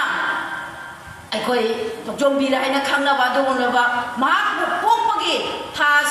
asisu September ki tarik 15 oibaduna adudaida aikoi thabum mama chumna palon tawba sigi manungda aikoi chathajakrabani ngasi September ki tarik 12 sidaida Manipur kan manumit tawre September ki tarik 13 da All India Youth Federation na silaga isai competition ama tawdawi adugum laba isai competition na daida culture da aikoi gi thawai thadok kidana thengaramba kanane ta jam irabaki langking makha daida koi All India Youth Federation na sinjari ba adugum laba isai competition ni September ki tarik 13 marai bag maramda masidaida anoi ba yahit tan kilaba minai bakta barmahagi tangro haibo kulado daida ngasili September ki tarik 13 khoi sidaida gi underground da sangidana mathang adu tathagidana barmahagi tangro haibo ngadu daida anoi ba yahit tan kiba September ki tarik 13 aduna suman tawdana koi September ki tarik 13 sidaida All India Youth Federation na silaga I dan tawgi I lomagi program amasu silibani sumai ne koi mathang silakpaduna aroi banumi September ki tarik 13 sidaida di aikoi sahi amani anum lepuraba matungda hana tawramba mass pass competition ado soidana mangki hanamuti yaudaba yade haidana celebration committee na kumna khanara ka daida tangai phatane koi yaudaba yade haidana ekoi program yama yak pahogre maramaduna asilian sinbiriba lamlai kendra sigi manunga lairiba nupi miya all Manipur nupi maro lamlai area committee gi nupi miya mama sigi laibini ba maramaduna sigum na nupi singa sina September ki tarik 13 sidaida di aikoi ibo yang masamang nila samnenda pangthok kadoriba thauram asidaida tangai phadanai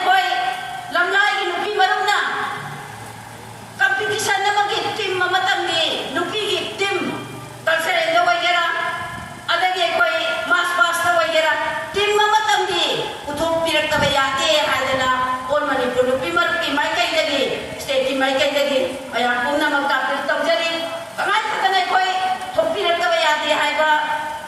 amjabani maramadunay koy janane kana pamjaramba thabak thawram mayam singase akoy makhatana lisan sina uthadana satkidaba ya sattaba ya roidawni maramde koy ngasi sidega lai katpa matamda janane ta hijamira borki lamjing makha sidega party asigi mantri kaya koy biramlaba lamlai maikai asigi kendra sigi mihut koy bibada natana nupi miya mama lomi miya mama noi mikap tho noi su shanti oina hingaba yade haidana khalau kaya lawiram laba akhoi gi irakka laikhidraba ngasi ngasema khoi dais da photo oina laksariba kaka bira se akaka harijala se masei khoina kathopam thokte maramaduna kaka da lingkhat piramba kaka sembiramma lamlai ge area nupi maruki sakha kaya gi nupi singna kaka muning singbaga loinana akhoi tangai padana September gi tarikh 19 sidai contingent amatangi thopiro haiba wafam khara si thamjabaga loinana akhoi lakadoriba program singa sidai da tangai padana akhoi gi lamdam asigi imai mur semine pumna mangna yawi duna apung phana naba hona mina si haiba wafam khara si thamjaraga swaida sum tension jan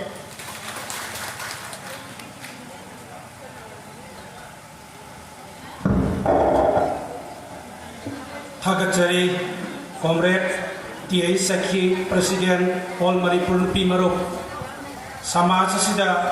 nupi sing ne lawgadaba thabdang gi matang duglone na 21 to 30 September da contingent ama soidena yaubiu haiba wafam lamlai gi irabot celebration committee na not tawsinjare program asigi makha chathajar koina iloi loiba wangang loi asida hek loi khiba matungda hoi closing song chathajaragani maramaduna closing song sakpi gedaba artist sing su thorang tawinaba nolok ningsingjare ji kauksinjari Comrade Langol Iboyaima Chairman Control Commission Manipur State Council Bharat Communist Party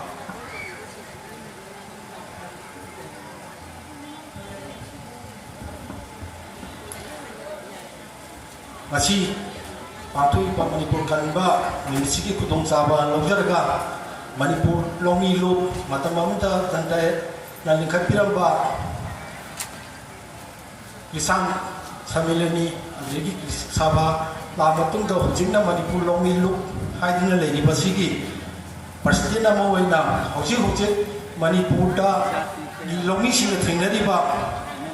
Pibon saya sini matang stay da koi Manipur longi lukna akoi thengna baya ba sarkar da pesar rupa moi da pi baya ba maya mama pi re adu ngasi phau da sarkar sin thaba koi na mat ta pakhat akta ba sina maram marakan da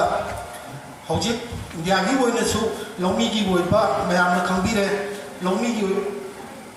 pa ba sarkar sina Narendra Modi gi sarkar sina 2022 sida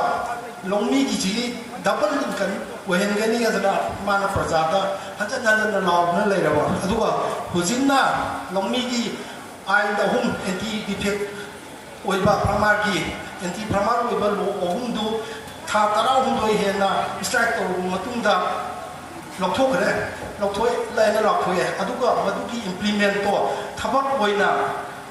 Longi sing na tali ba demand di puji pau bi dri yawa minimum support price pi legalize to legal guarantee pi wa na to ba ma yam che puji pau pi na da puji nam cha la ga tum tham ba se sina akoi di Manipur longi loop sine elect to jaraga yaw jeri ba all india kisan sabha se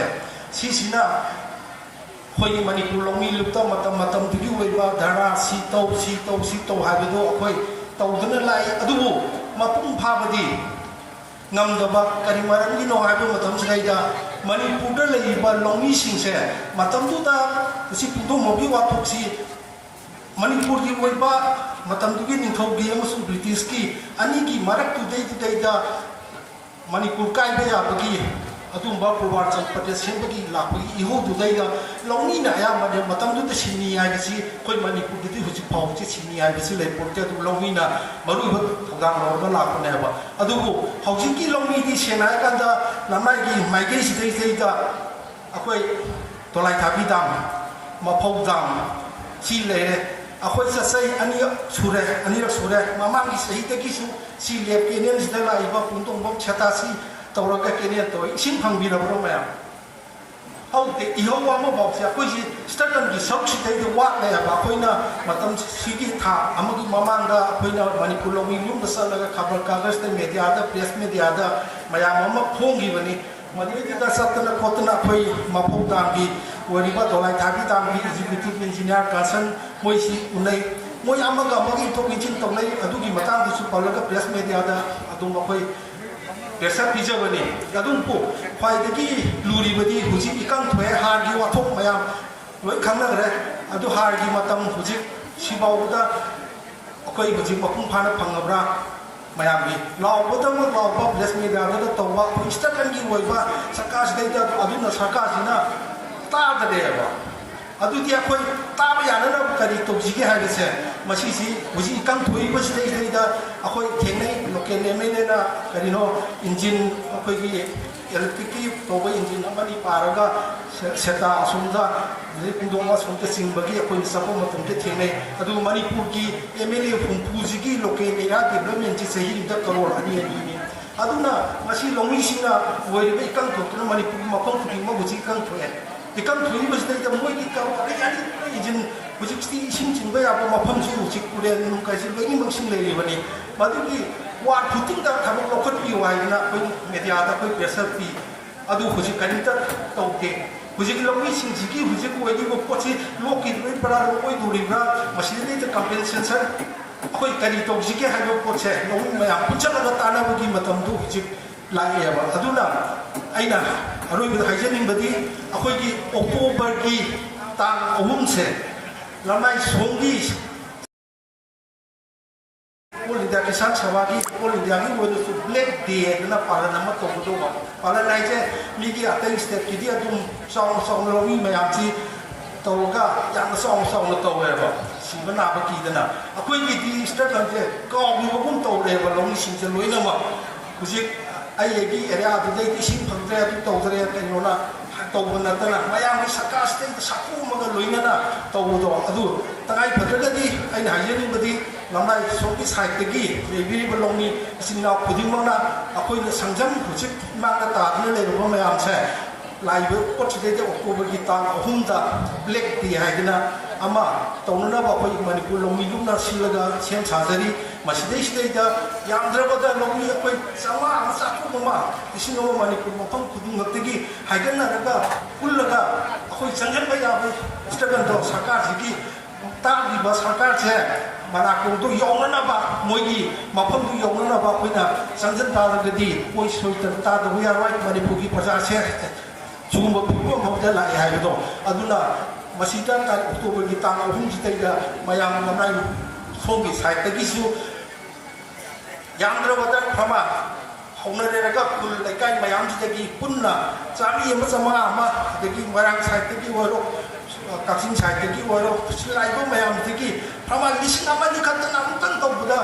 सरकार से तादबु यारोइ अदुना मयाम October की तांग 3 से मयाम अमतन खनबिरगा अखोइगी party की अखोइगी loamy की मयाम सिना loamy प्रजा मयाम से खमजन बिरगा October 3 सिदैदा याम चावबा अदुगुबा rally अमा सरकार की नाकों योगनबा संजिनमिनछि अदु मयाम पुन्ना लापि वाइ वखलोंजे आइना ngasiगी ताजा सिलौरो फोंदोकजबनि थैंक यू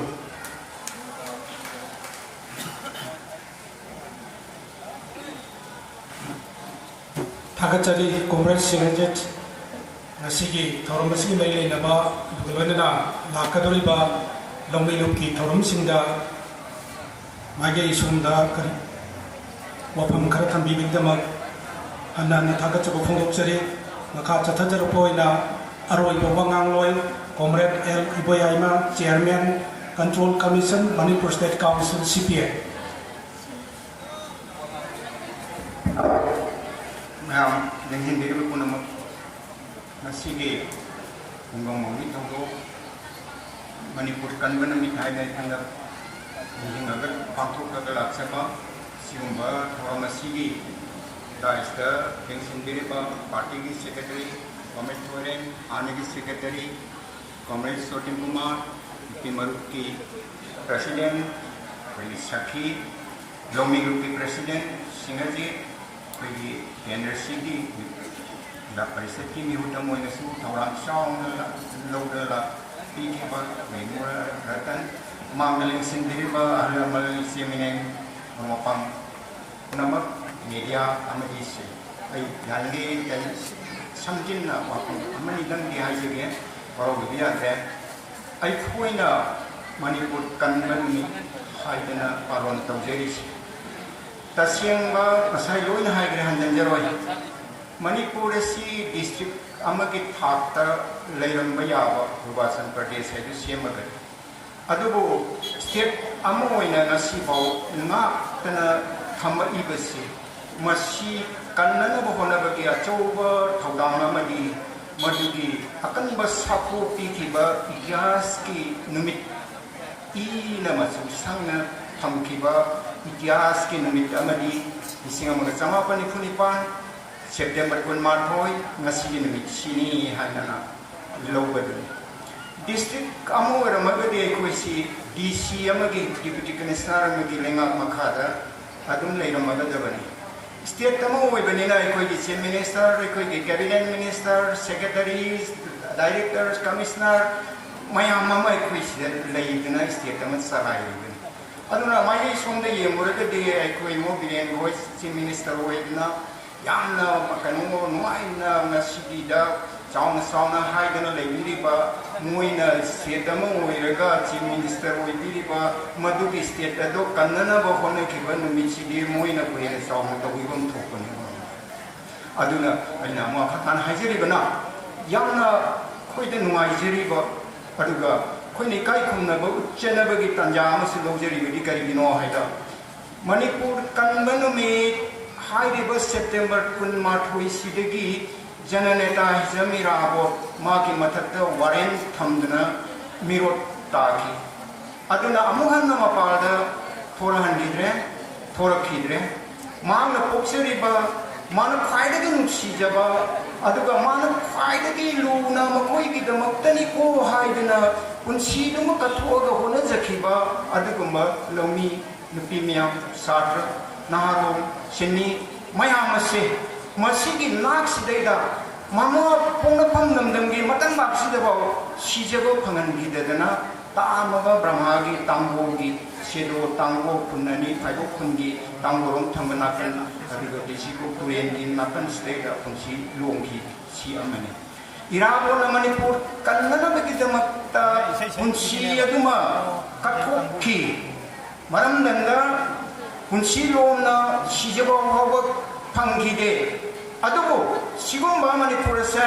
ꯃꯁꯤ ꯀꯟꯅꯅꯕꯒꯤꯗꯃꯛꯇ ꯂꯝꯂꯥꯏ ꯅꯣꯡꯄꯣꯛ ꯃꯥꯏꯀꯩꯒꯤ ꯂꯩꯔꯤꯕ ꯁꯦꯛꯇꯥ ꯑꯗꯒꯤ ꯑꯇꯩ ꯑꯩꯈꯣꯏꯒꯤ ꯑꯀꯣꯏꯕꯒꯤ ꯈꯨꯟꯖꯥ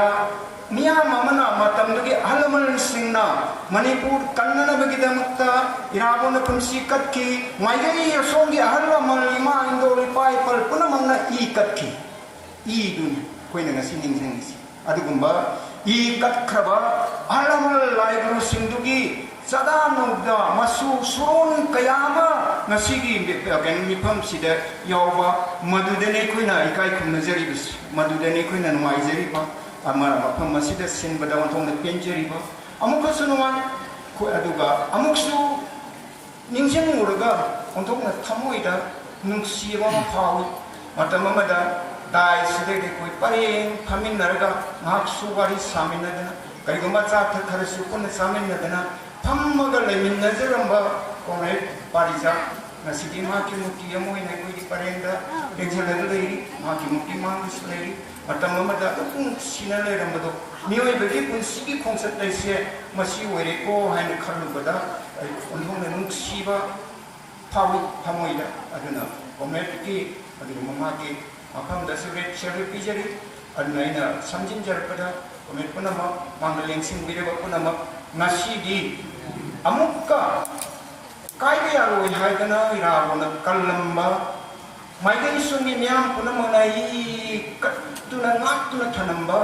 ꯃꯅꯤꯄꯨꯔꯁꯦ ꯃꯆꯦꯠ ꯃꯆꯦꯠ ꯇꯥꯔꯛꯄ ꯌꯥꯕꯒꯤ ꯏꯪꯒꯤꯠ ꯀꯔꯤꯒꯨꯝꯕ ꯇꯥꯟꯖꯥꯗ ꯍꯦꯛ ꯍꯧꯔꯛꯄ ꯌꯥꯎꯏ ꯅꯥꯒꯥꯁꯤꯡꯅ ꯅꯥꯒꯥꯒꯤ ꯑꯣꯏꯕ ꯀꯨꯀꯤꯁꯤꯡꯅ ꯀꯨꯀꯤꯒꯤ ꯑꯣꯏꯕ ꯕ꯭ꯔꯍ꯭ꯃꯥꯅ ꯑꯃꯨꯛ ꯃꯆꯦꯠ ꯕꯣꯔ ꯀꯩꯅꯣꯒꯤ ꯉꯁꯥꯏ ꯀꯣꯡꯒ꯭ꯔꯦꯁ ꯁꯣꯇꯤꯡꯒꯨꯃꯥꯔꯅ ꯃꯥꯡꯗ ꯄꯟꯕꯤꯈꯤꯕꯅꯤ ꯀꯟꯖꯜꯂꯛꯄꯒꯤ ꯋꯥ ꯁꯤꯒꯨꯝꯕ ꯃꯌꯥꯝ ꯑꯃ ꯂꯥꯛꯄ ꯃꯇꯝꯁꯤꯗꯩꯗ ꯑꯩꯈꯣꯏ ꯀꯔꯤ ꯇꯧꯕ ꯇꯥꯏ ꯀꯟꯗꯕ ꯌꯥꯗꯦ ꯃꯗꯨꯒꯤꯗꯃꯛꯇ ꯑꯩꯈꯣꯏ ꯊꯧꯔꯥꯡ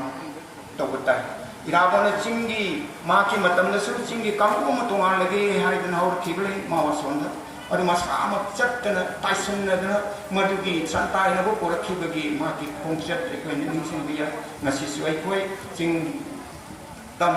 ꯃꯅꯤꯄꯨꯔꯒꯤ ꯂꯩꯔꯤꯕ ꯍꯧꯖꯤꯛꯀꯤ ꯑꯩꯈꯣꯏ ꯁ꯭ꯀ꯭ꯋꯥꯔ ꯀꯤꯂꯣꯃꯤꯇꯔ 19,993 ꯍꯥꯏ ꯃꯥꯅꯦ ꯃꯌꯥꯝ ꯍꯥꯏꯅꯔꯤꯁꯤ ꯃꯁꯤꯗꯒꯤ ꯀꯤꯂꯣꯃꯤꯇꯔ ꯑꯃꯐꯥꯎ ꯁꯣꯟꯗꯅ ꯉꯥꯛꯇꯨꯅ ꯊꯝꯅꯅꯕꯒꯤ ꯃꯗꯨꯒꯤ ꯑꯆꯦꯠꯄ ꯂꯤꯄꯨꯟꯗꯃ ꯑꯩꯈꯣꯏꯒꯤ ꯅꯍꯥꯔꯣꯜꯁꯤꯡꯗ ꯁꯥꯒꯠꯐꯝ ꯊꯣꯛꯏ ꯑꯩꯈꯣꯏꯒꯤ ꯅꯨꯄꯤ ꯃꯤꯌꯥꯝꯗ ꯃꯗꯨꯒꯤꯗꯃꯛꯇ ꯊꯧꯔꯥꯡ ꯇꯧꯐꯝ ꯊꯣꯛꯏ ꯑꯩꯈꯣꯏꯒꯤ ꯂꯩꯕꯤꯔꯤꯕ ꯄꯨꯝꯅꯃꯛꯅ ꯑꯩꯈꯣꯏ ꯃꯁꯤ ꯀꯥꯏꯕ ꯌꯥꯗꯦꯅꯦ ꯍꯥꯏꯗꯅ ꯀꯟꯕ ꯍꯥꯏꯁꯤꯒꯤ ꯇꯉꯥꯏꯐꯗꯕ ꯄꯣꯠꯁꯦ ꯃꯥꯡꯗ ꯀꯟꯗꯅ ꯂꯥꯛꯈꯤꯕꯗꯣ ꯉꯁꯤ ꯑꯃꯨꯛ ꯅꯧꯅ ꯉꯥꯛꯇꯅ ꯊꯝꯅꯅꯕꯒꯤ ꯊꯧꯗꯥꯡ ꯑꯃꯗꯤ ꯑꯩꯈꯣꯏ ꯂꯧꯐꯝ ꯊꯣꯛꯏ ꯃꯗꯨꯒꯤ ꯅꯤꯡꯁꯤꯡꯕꯗꯨ ꯃꯔꯝꯗꯤ ꯑꯩꯈꯣꯏꯅ ꯏꯇꯤꯍꯥꯁꯀꯤ ꯀꯔꯤꯒꯨꯝꯕ ꯅꯨꯃꯤꯠ ꯑꯃ ꯑꯩꯈꯣꯏꯅ ꯅꯤꯡꯁꯤꯡꯂꯤꯕꯁꯦ ꯏꯇꯤꯍꯥꯁꯀꯤ ꯊꯧꯗꯣꯛꯇꯨꯡꯗ ꯀꯔꯤꯅꯣ ꯊꯣꯛꯈ꯭ꯔꯤꯗꯣ ꯑꯗꯨꯅ ꯉꯁꯤꯅ ꯃꯗꯨꯒꯤ ꯏꯝꯄꯦꯛ ꯃꯗꯨꯒꯤ ꯁꯥꯐꯨ ꯁꯅꯤꯟ ꯀꯔꯤ ꯂꯩꯕꯒꯦ ꯃꯈꯥ ꯇꯥꯅ ꯑꯩꯈꯣꯏ ꯀꯔꯤ ꯇꯧꯒꯗꯒꯦ ꯍꯥꯏꯕ ꯐꯤꯔꯦꯞ ꯂꯧꯕꯗꯨꯅꯦ ꯑꯗꯨꯅ ꯉꯁꯤ ꯑꯩꯈꯣꯏꯒꯤ ꯃꯅꯤꯄꯨꯔꯁꯦ ꯀꯩꯗꯧꯅꯨꯡꯗ ꯃꯆꯦꯠ ꯅꯠꯇ꯭ꯔꯒ ꯅꯥꯀꯟꯒꯤ ꯑꯣꯏꯕ ꯇꯥꯕ ꯌꯥꯔꯣꯏ ꯑꯄꯨꯟꯕ ꯃꯅꯤꯄꯨꯔ ꯍꯥꯏꯕꯁꯤ ꯂꯩꯒꯗꯧꯅꯦ ꯁ꯭ꯋꯥꯏꯗꯅꯤ ꯑꯩꯈꯣꯏꯅ ꯑꯃ ꯅꯤꯡꯁꯤꯡꯕ ꯌꯥꯔꯤꯁꯤ ꯏꯔꯥꯕꯣꯠꯀꯤ ꯃꯇꯝꯗ ꯃꯅꯤꯄꯨꯔ ꯇꯣꯞ-ꯇꯣꯞꯆꯕ ꯁ꯭ꯇꯦꯠ ꯑꯃ ꯌꯥꯝꯅ ꯃꯅꯤꯡ ꯇꯝꯖꯕ ꯁ꯭ꯇꯦꯠ ꯑꯃ ꯉꯁꯥꯏ ꯃꯊꯛꯇ ꯍꯥꯏꯈ꯭ꯔꯦ ꯈꯔ ꯀꯩꯅꯣ ꯅꯠꯇꯅ ꯗꯤꯐꯦꯟꯁ ꯑꯗꯒꯤ ꯄꯩꯁꯥꯒꯨꯝꯕ ꯑꯗꯩ ꯄꯣꯁꯇꯦꯜ ꯁꯥꯔꯚꯤꯁꯀꯨꯝꯕ ꯀꯩꯅꯣꯒꯨꯝꯕ ꯅꯠꯇꯅ ꯑꯇꯩꯗꯤ ꯍꯥꯏꯈꯤ ꯑꯗꯨꯅ ꯏꯔꯥꯕꯣꯠꯀꯤ ꯃꯇꯝꯗꯁꯨ ꯃꯣꯔ ꯑꯣꯇꯣꯅꯣꯃꯤ ꯇꯨ ꯗ ꯁ꯭ꯇꯦꯠꯁꯦ ꯐꯦꯗꯔꯦꯂꯤꯖꯝꯁꯦ ꯃꯁꯤ ꯌꯥꯝ ꯀꯟꯅ ꯍꯥꯏꯒꯦꯕ ꯁꯤ ꯌꯥꯝ ꯃꯔꯨ ꯑꯣꯏ ꯁꯤ ꯌꯥꯝ ꯃꯔꯨ ꯑꯣꯏ ꯃꯔꯝꯗꯤ ꯑꯩꯈꯣꯏꯒꯤ ꯆꯤꯡꯒꯤ ꯀꯔꯤꯒꯤ ꯂꯥꯛꯏꯕ ꯃꯌꯥꯝꯁꯤ ꯄꯦꯟꯗꯧꯔꯤꯅꯦꯕ ꯄꯦꯟꯂꯛꯇꯗꯅ ꯑꯩꯈꯣꯏ ꯄꯨꯅꯤꯡꯗꯦ ꯍꯥꯏꯔꯛꯏꯅꯦꯕ ꯄꯦꯜꯂꯒꯗꯤ ꯑꯩꯈꯣꯏ ꯀꯥꯏꯅꯕ ꯌꯥꯗꯦ ꯍꯥꯏꯗꯅ ꯂꯦꯡꯗꯅ ꯂꯩꯒꯗꯧꯅꯦꯕ ꯑꯗꯨ ꯄꯦꯟꯗ꯭ꯔꯤꯁꯤꯗꯤ ꯀꯔꯤꯒꯤꯅꯣ ꯗꯤꯕꯂꯞꯃꯦꯟꯇꯨꯅꯦ ꯗꯤꯕꯂꯞꯃꯦꯟꯇꯨ ꯆꯥꯎꯈꯠꯄꯒꯤ ꯆꯤꯡꯒꯤ ꯇꯥꯝꯃꯕ ꯀꯩꯅꯣꯁꯤꯡꯗ ꯂꯩꯔꯤꯕ ꯂꯝꯕꯤꯒꯤ ꯊꯣꯡꯒꯤ ꯌꯨꯝꯂꯩ ꯀꯩꯔꯩꯒꯤ ꯂꯥꯏꯔꯤꯛ ꯇꯝꯐꯝꯒꯤ ꯂꯥꯏꯌꯦꯡꯕꯒꯤ ꯀꯔꯤ ꯑꯣꯟꯊꯣꯛꯅ ꯁꯥꯊꯤꯈ꯭ꯔꯕ ꯃꯐꯝ ꯑꯃꯅꯦ ꯑꯩꯈꯣꯏꯒꯤ ꯇꯝꯄꯥꯛꯇꯁꯨ ꯈꯨꯡꯒꯪ ꯆꯤꯡꯌꯥ ꯇꯥꯔꯤꯕ ꯈꯨꯡꯒꯪꯁꯤꯡꯁꯤ ꯃꯁꯤꯒꯤ ꯑꯋꯥꯕ ꯃꯌꯥꯝ ꯑꯃ ꯅꯪꯉꯤꯕꯅꯦ ꯁꯤꯒꯨꯝꯕ ꯑꯋꯥꯕ ꯃꯌꯥꯝ ꯑꯃ ꯁꯣꯝꯗꯗꯤ ꯌꯥꯗ꯭ꯔꯕ ꯆꯤꯡ ꯆꯠꯂꯨ ꯈꯨꯡꯒꯪ ꯆꯠꯂꯨ ꯑꯗꯒꯤ ꯆꯤꯡ ꯃꯤꯅꯤꯁꯇ꯭ꯔꯤ ꯍꯛꯁꯦꯜꯒꯤ ꯇꯦꯡꯕꯥꯡ ꯐꯅ ꯍꯥꯏꯔꯒꯁꯨ ꯆꯤꯡꯒꯤ ꯀꯥꯡꯕꯨ ꯂꯥꯏꯌꯦꯡꯕ ꯐꯪꯗꯕ ꯆꯤꯡꯒꯤ ꯇꯥꯝꯃꯕ ꯀꯩꯅꯣꯁꯤꯗꯩꯗ ꯗꯣꯂꯥꯏ ꯁꯥꯔꯒ ꯁꯒꯥꯏ ꯁꯥꯔꯒ ꯄꯨꯔꯛꯑꯒ ꯂꯥꯏꯌꯦꯡꯕ ꯆꯠꯄꯗ ꯂꯝꯕꯤꯗ ꯁꯤꯕ ꯃꯌꯥꯝ ꯑꯃꯒꯤ ꯋꯥꯔꯤ ꯇꯥꯔꯤ ꯑꯩꯈꯣꯏꯒꯤ ꯈꯨꯡꯒꯪꯗꯁꯨ ꯂꯥꯏꯌꯦꯡꯅꯕ ꯎꯄꯥꯏ ꯂꯩꯇꯗꯅ ꯇꯧꯕ ꯃꯦꯗꯤꯌꯥꯁꯤꯡꯅꯒ ꯄꯨꯊꯣꯛꯑꯒ ꯑꯩꯈꯣꯏꯒꯤ ꯃꯥꯡꯗ ꯎꯠꯄ ꯃꯌꯥꯝ ꯑꯃ ꯇꯥꯔꯤ ꯈꯨꯡꯒꯪ ꯆꯠꯂꯨ ꯑꯗꯨꯅ ꯁꯤꯒꯤ ꯋꯥꯁꯤ ꯏꯔꯥꯕꯣꯠꯀꯤ ꯃꯇꯝꯗ ꯍꯥꯏꯒꯦ ꯀꯔꯤ ꯍꯥꯏꯒꯦ ꯉꯜꯂꯤꯉꯩꯗꯅꯤꯀꯣ ꯍꯥꯏꯔꯤꯁꯦ ꯈꯨꯡꯒꯪ ꯁꯤꯟꯕ ꯊꯨꯡꯅ ꯄꯟꯆꯥꯌꯠ ꯂꯤꯡꯒꯗꯧꯅꯤ ꯍꯥꯏ ꯄꯟꯆꯥꯌꯠ ꯂꯤꯡꯉꯦ ꯂꯩꯔꯦ ꯂꯣꯀꯦꯜ ꯒꯚꯔꯟꯃꯦꯟꯠ ꯂꯩꯔꯦꯕ ꯄꯟꯆꯥꯌꯠ ꯂꯩꯔꯦꯕ ꯅꯒꯔ ꯄꯟꯆꯥꯌꯠ ꯂꯩꯔꯦꯕ ꯃ꯭ꯌꯨꯅꯤꯁꯤꯄꯥꯜ ꯀꯥꯎꯟꯁꯤꯜ ꯂꯩꯔꯦꯕ ꯃ꯭ꯌꯨꯅꯤꯁꯤꯄꯥꯜ ꯀꯣꯔꯄꯣꯔꯦꯁꯟ ꯂꯩꯔꯦꯕ ꯋꯦꯔꯦꯁ ꯃꯈꯣꯏꯒꯤ ꯁꯛꯇꯤꯗꯤ ꯀꯗꯥꯏ ꯋꯥꯡꯗꯤ ꯁꯤꯅꯦꯕ ꯏꯔꯥꯕꯣꯠ ꯄꯟꯆꯥꯌꯠ ꯂꯤꯡꯉꯨ ꯍꯥꯏꯔꯤꯁꯤꯗꯤ ꯀꯔꯤꯒꯤꯅꯣ ꯄꯟꯆꯥयत के प्रधान दुना पंचायत के मेंबर दुना मागी इलाका दुदे लेरिबा मागी एरिया दुदे लेरिबा इमुंग पुनम खंगे मी पुनम खंगे मेंबर दुना युगम सथोपदा मागी वाटु की इमुंग सिंगी कनाना नारी कनाना नोरे कनाना लायंग बंगामद्री कनाना लाइक तंबई पुनम चाव खंद्री कनाना कैदौरी लोय खंगे सेंतो कदाय दे लेरि लोय खंगे अदुगुम्बा खंगिबा मफमदो अदुगुम्बा पंचायतो अदुगुम्बा नगर पंचायतो अदुगुम्बा म्युनिसिपल काउंसिल म्युनिसिपल कॉर्पोरेशन दुदा शक्ति सिनो हाइबनेबा इराबोन पंचायत नि मोहारिसिदि शक्ति सिनो मोइदा मोइनो थेंगरुदिबा अवाबा अनाबा मयामदो मोइनि माइगैदगि मतेंग पांगम ngमलनोबा स्कूल फतबदो खर फगनबा सेंगतगि खुदुं मदुगि हक मंगोंद पियो अदगी इसिंग फंगदबदो मदु फंगनबगी मदु सेम साबगी कइनोदो मंगोंद पियो अदगी थबक पांग्रिबा सिंगदुगी तब पिननबगी अनाबा सिंगदु लायनबगी मदुगी कइनो सिंगदो मंगोंद फजन फंगलो हाइबने हैबो ꯑꯗꯨꯅꯗꯤ ꯑꯩꯈꯣꯏꯅ ꯆꯤꯐ ꯃꯤꯅꯤꯁꯇꯔ ꯍꯣꯏꯒꯤ ꯀꯔꯤꯒꯤ ꯈꯨꯡꯒꯪ ꯆꯠꯂꯣ ꯍꯥꯏꯔꯒ ꯄꯤꯛꯅꯤꯛ ꯆꯠꯄꯗꯅ ꯋꯥ ꯅꯣꯡꯃ ꯑꯗꯒꯤ ꯑꯀꯦꯝ ꯃꯌꯥꯝ ꯑꯃ ꯊꯣꯛꯂꯛꯑꯒ ꯑꯣꯛꯑꯒ ꯈꯣꯠꯂꯒ ꯍꯣꯏ ꯑꯗꯨꯁꯨ ꯐꯩ ꯈꯔꯡꯈꯩ ꯃꯌꯥꯝ ꯇꯥꯟꯅꯕ ꯇꯤꯛꯅꯕ ꯐꯩꯌꯦꯕ ꯑꯗꯨ ꯉꯥꯛ ꯅꯠꯇꯦ ꯂꯩꯉꯥꯛꯇꯨ ꯌꯧꯍꯜꯂꯣ ꯍꯥꯏꯕꯅꯦꯕ प्रधानमंत्री शक्ति पियो panchayat member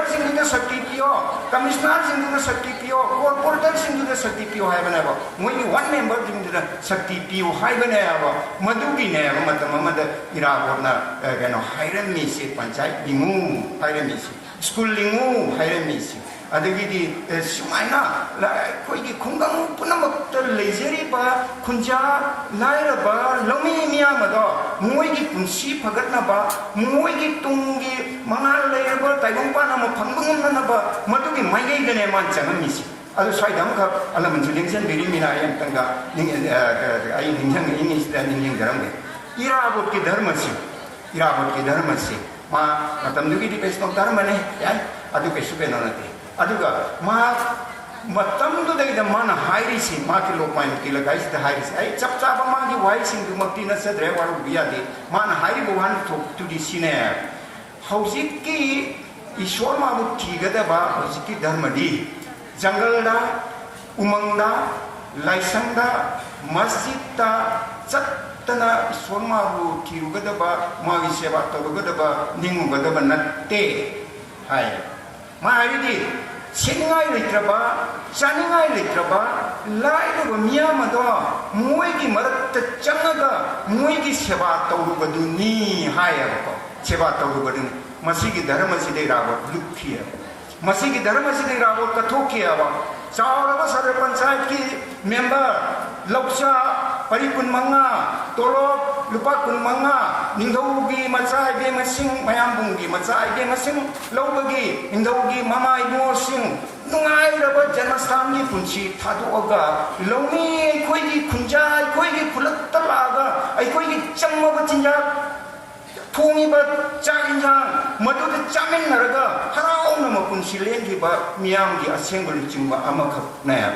अदुगुंबा लुचिंबदुनेबा मयामना नुंसिबिदना ngasi sida pulladana tawire mase ondona nuwaijaba phawi koi sakina mangda haigre nupi koi maindol ichili sing sasing susin mayam yawse masi yam nungai pot amana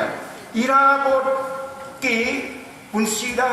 irabot uigriba mai ikriba irabot jananata uigrisia masi communist koi padagina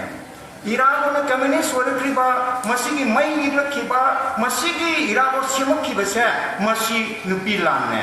नुपी मियामनने अब नुपी लान की लमजिंग मुगी मा जेंद पिरे जेयो मियातारे सिले जेंद लेरे सिले जेंद कम्युनिस्ट की लुचिंग बसिंग केनरगा कम्युनिस्ट वने थोरागा मई इरद थोलखिबदुने अदुना नुपी मियामना नुपी लानना इराबो कोइने सिमत पिरखिए अदुगा लोइनना इराबोतना नुपी लानबु नुपी मियामबु असुक्के मतिक वांगना असुक्के मतिक नुंसीना असुक्के मतिक थाजना इकाई खुनना पुखतमे माना फागी बस सोग्लिसिम चाप निफुगी जनवरी की तारीख 5 दा फागने कुंथा 5 की डिसेंबर 22 नुपी लान लमजिंगी हाइबगिदम फारगा जेल थमगा चैयोम सुरगा थादोरगा सु मणिपुर संगंदे मतमदुगी महाराजना मा मणिपुर संग की परमिशन पीनु हाइदना अखोइगी कनोगी मणिपुर स्टेट दरबार कनोगी पीएमएसटी दा मदुदा इयब अदुना मा मणिपुर संग याके आई संगंदे अदुना सोनिफुम दोइदा थादोबदो निफु तरु कत्तदै आयाब पिरगा जंगल केबल लान लो सेकंड वन मानि से बुजुलन जाव लोइरकाना वानि सांगने आई संजना स्वाइदो लोसिनजगे अदुना 시가 마동다 마나 라마동다 군타마 번긴 비가 까나수 니무데 까나수 탈루데 까나수 빠룬다우데 이라보나 리신 자판 니푸 따루끼 마스타 할라가 마탄도 데이다 काइलाई खुरान खोगेंद्रजी आनी मो पद खोगेंद्रजी खोगेंद्रजी हाली आनी मोगा लोइनाना नुपी लानसे मसी पागोम तंगना बा नुपी के आना सोकी नुपी के आना हॉस्पिटलाइज तौक्री नुपी के आक्रमायना थेनगी आरो रिपोर्ट मया मामा माना थिगत माबानी ने थिगतगा मदु पुथोगा दिसिम चापन निफु तरुक्की डिसेंबर की तारीख 12 दा yan han boina ai koi top terki damudor palgi ma ki lampa khai jiki kan moin le ga yum kai tasana ma sidai da ni put taruki December tara ni toida yan han boina ni pilan parong tabor hawi hai ni pilan ni parong si adu sai dai na panjaru ri kari no irabot na ai koi gi manipuri nupi singi thonga se masi pukhalaga nupi singji ma thonga le ninge ma pangan thon ninge thengna bang man ninge nupi singji koi ji sondara bini obolani ai si ma panjate aduna obola si no hai da thonga pirine thonga pi ma loi na ne koi pun ri ya roi apun bai si rabot ki ke no na ba so joy apun bagi joy kai na hai si pun bang ne ma gi pun pun dia adun organization chagi ne ba Krisak Sammelani, Kisan Sabha, Manipuri Lomindu, Mahila Sammelani, masih Manipur Kanul Adigi, Satra Sammelani, masih di Satra Federation, Youth League, masih di Youth Federation, Bal Sangha, ini pun saya hanya kerjakan saja. Mayam, site lagi, Manipuri site periset, tinggal in 1935. Semua drama lagi, Manipur dramatik ini tinggal in mana. Sisu untuk nungsi bawari, payah yang sani, aduna si pun nak siapa laga, look siapa laga, thongna pira tinan bagi, macam tu deh lomi miam, nindong nak kenong harap pada, nindong kita tu ka, kuat angang ko matharap pada, cuk lupa kenong ka, hukum kan angang ngam demo macam dah, lomi miam mama, lomi dah lam pita tong ni hai bagi, lam nem maya mama lomi dah tu ni hai bagi, ada ke masun loka kak nana bagi, ada ke canong sekai kak nana bagi. Tinggal pada lumi miang amat tuh pengaman ba, sagal laga tinggal bagi thonga pi di buset, irabu tamane, tinggal betul ne, adu nama bisa ne, tama hai di ne apa, sam konsilu Devi ipak kari pestru, ada Desember terakhir ni pilanci, ingin kau lebra, Desember terakhir melai, sam konsilu Devi ipak kari betul, tapi macam thonga pi Devi yang mana low apa, aduh. Atau pelebak singdana, tengah na tangsang payah ke tungtu ke lanting na kata benepisi samthado air.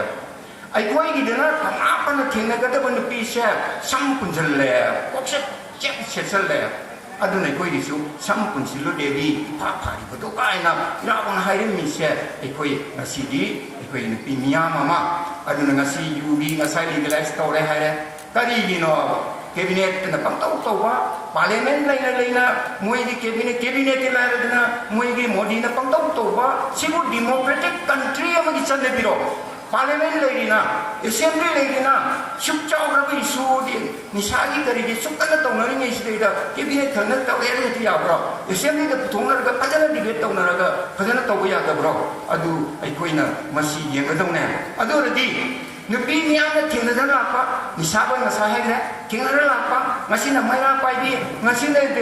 kano to kuya roy kaya na, nungdang at tiyang madam mayra pa, na sana release na, nisagi mayok na sangkin ba, at nga ngasi na legalize tau na, yusung ba yahalani, yuyon ba yahalani, hay lagi ay niyabad na utorak pa, si karibino. Si din nagihari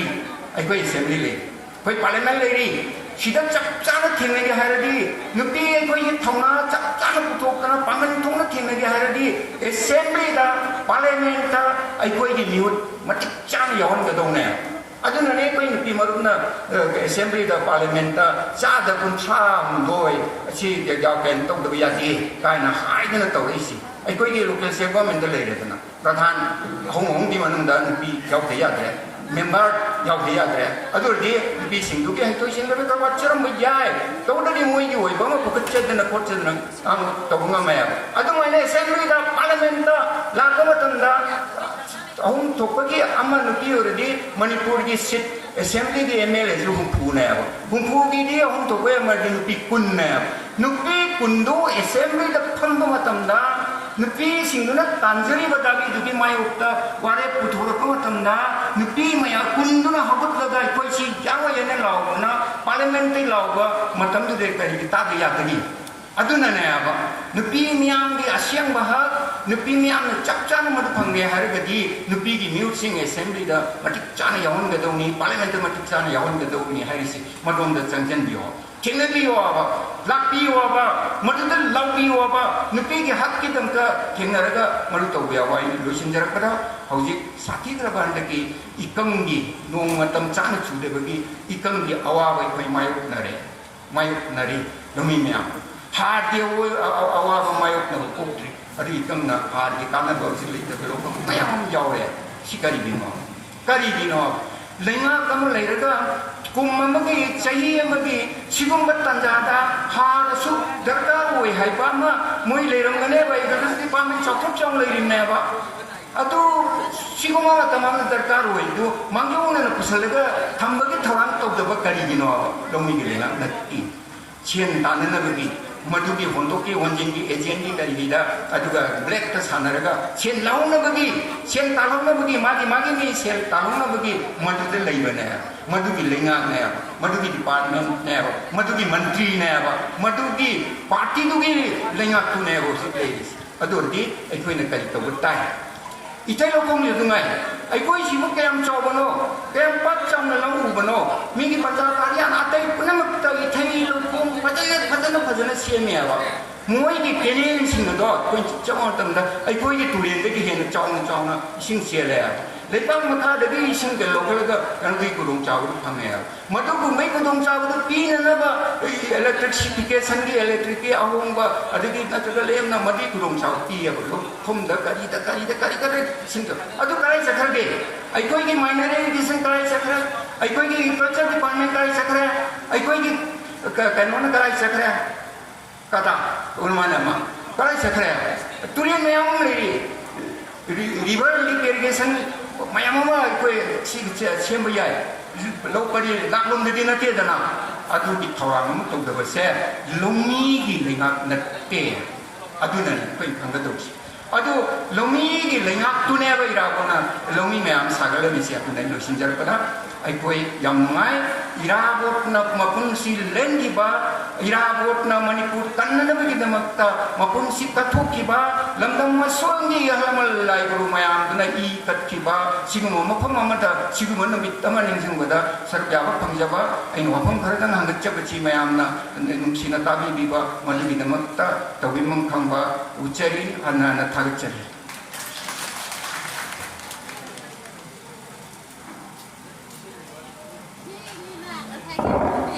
Thagachari Comrade Langwal Ipoyaima Humdra Mari Raksuba Pungdomam Gatna Manipur Kanban Lumit Tauram Masigi Makha Chathadarakpada Aikoina Prajas Miyam Nakari Tawdang Lawgadage Haiba Marichuna Tabiram Bagidamakta Ali Buabu Hanana Thagachapa Pungdoksari Ngasigi Program Makha Chathadarakpoina Opening song Lanthok Pigedabi Ningti closing song Lanthok Pigedabi Ningti Bi Tangjam Kongjil Artist Union Konong Mama Haiba Isalasidagi Nasigi closing song Tabinama Uksinjari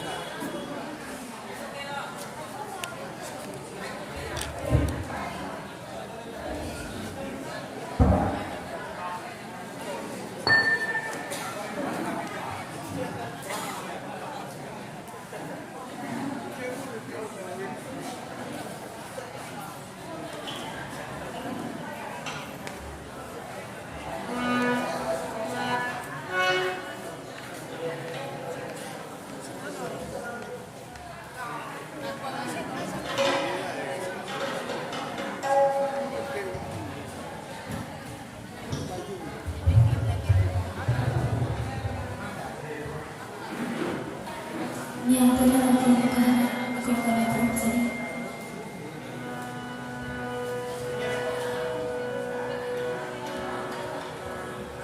cho kênh Ghiền Mì Gõ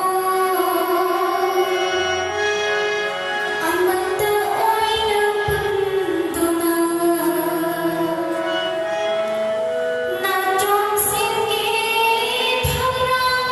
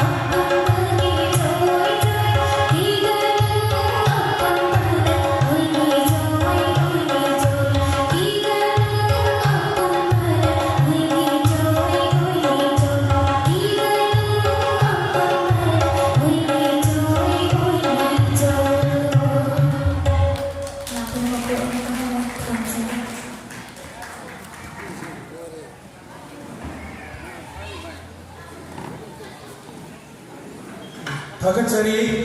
NTV Tangjam Kongjil Artist Union Konung Mamam program asigi Board of Thanks TV Bagi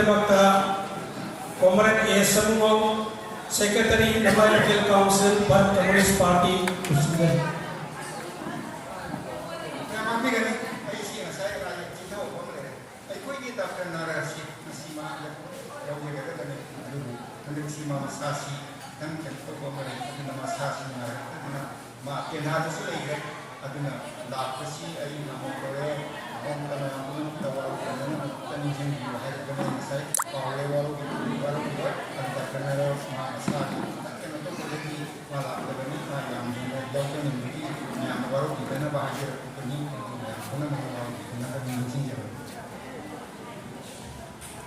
Gasi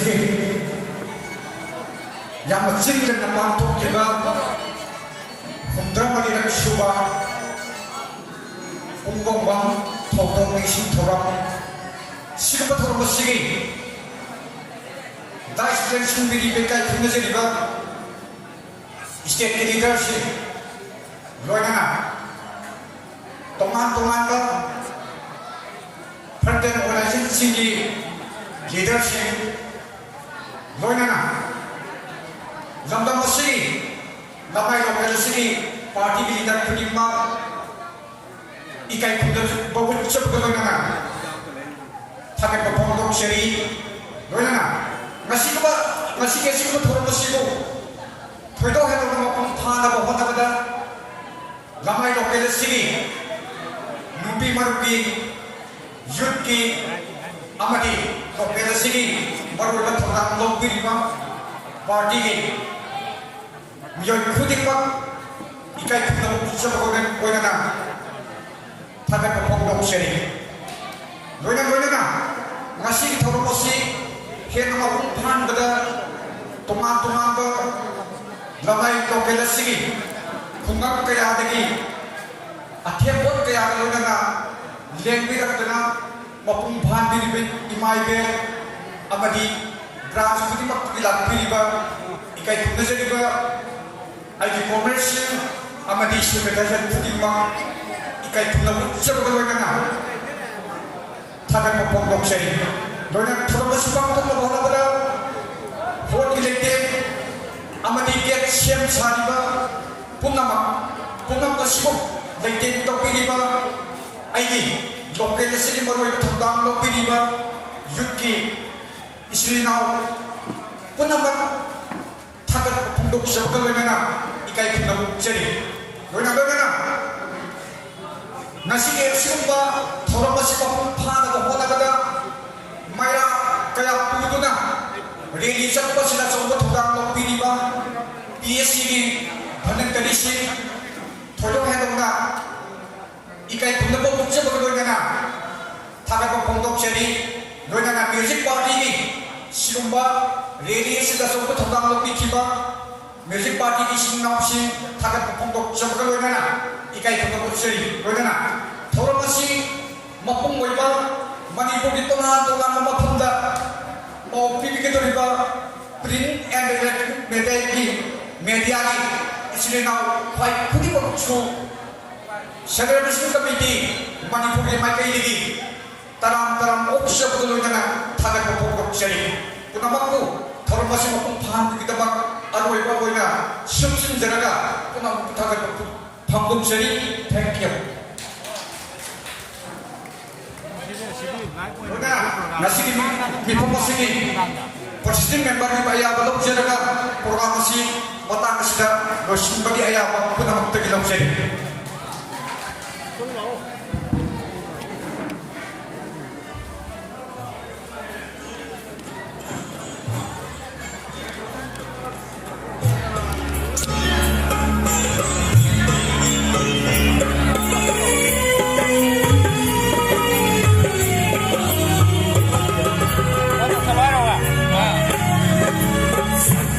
Hãy subscribe cho kênh Ghiền Mì Gõ để không bỏ lỡ những video hấp dẫn.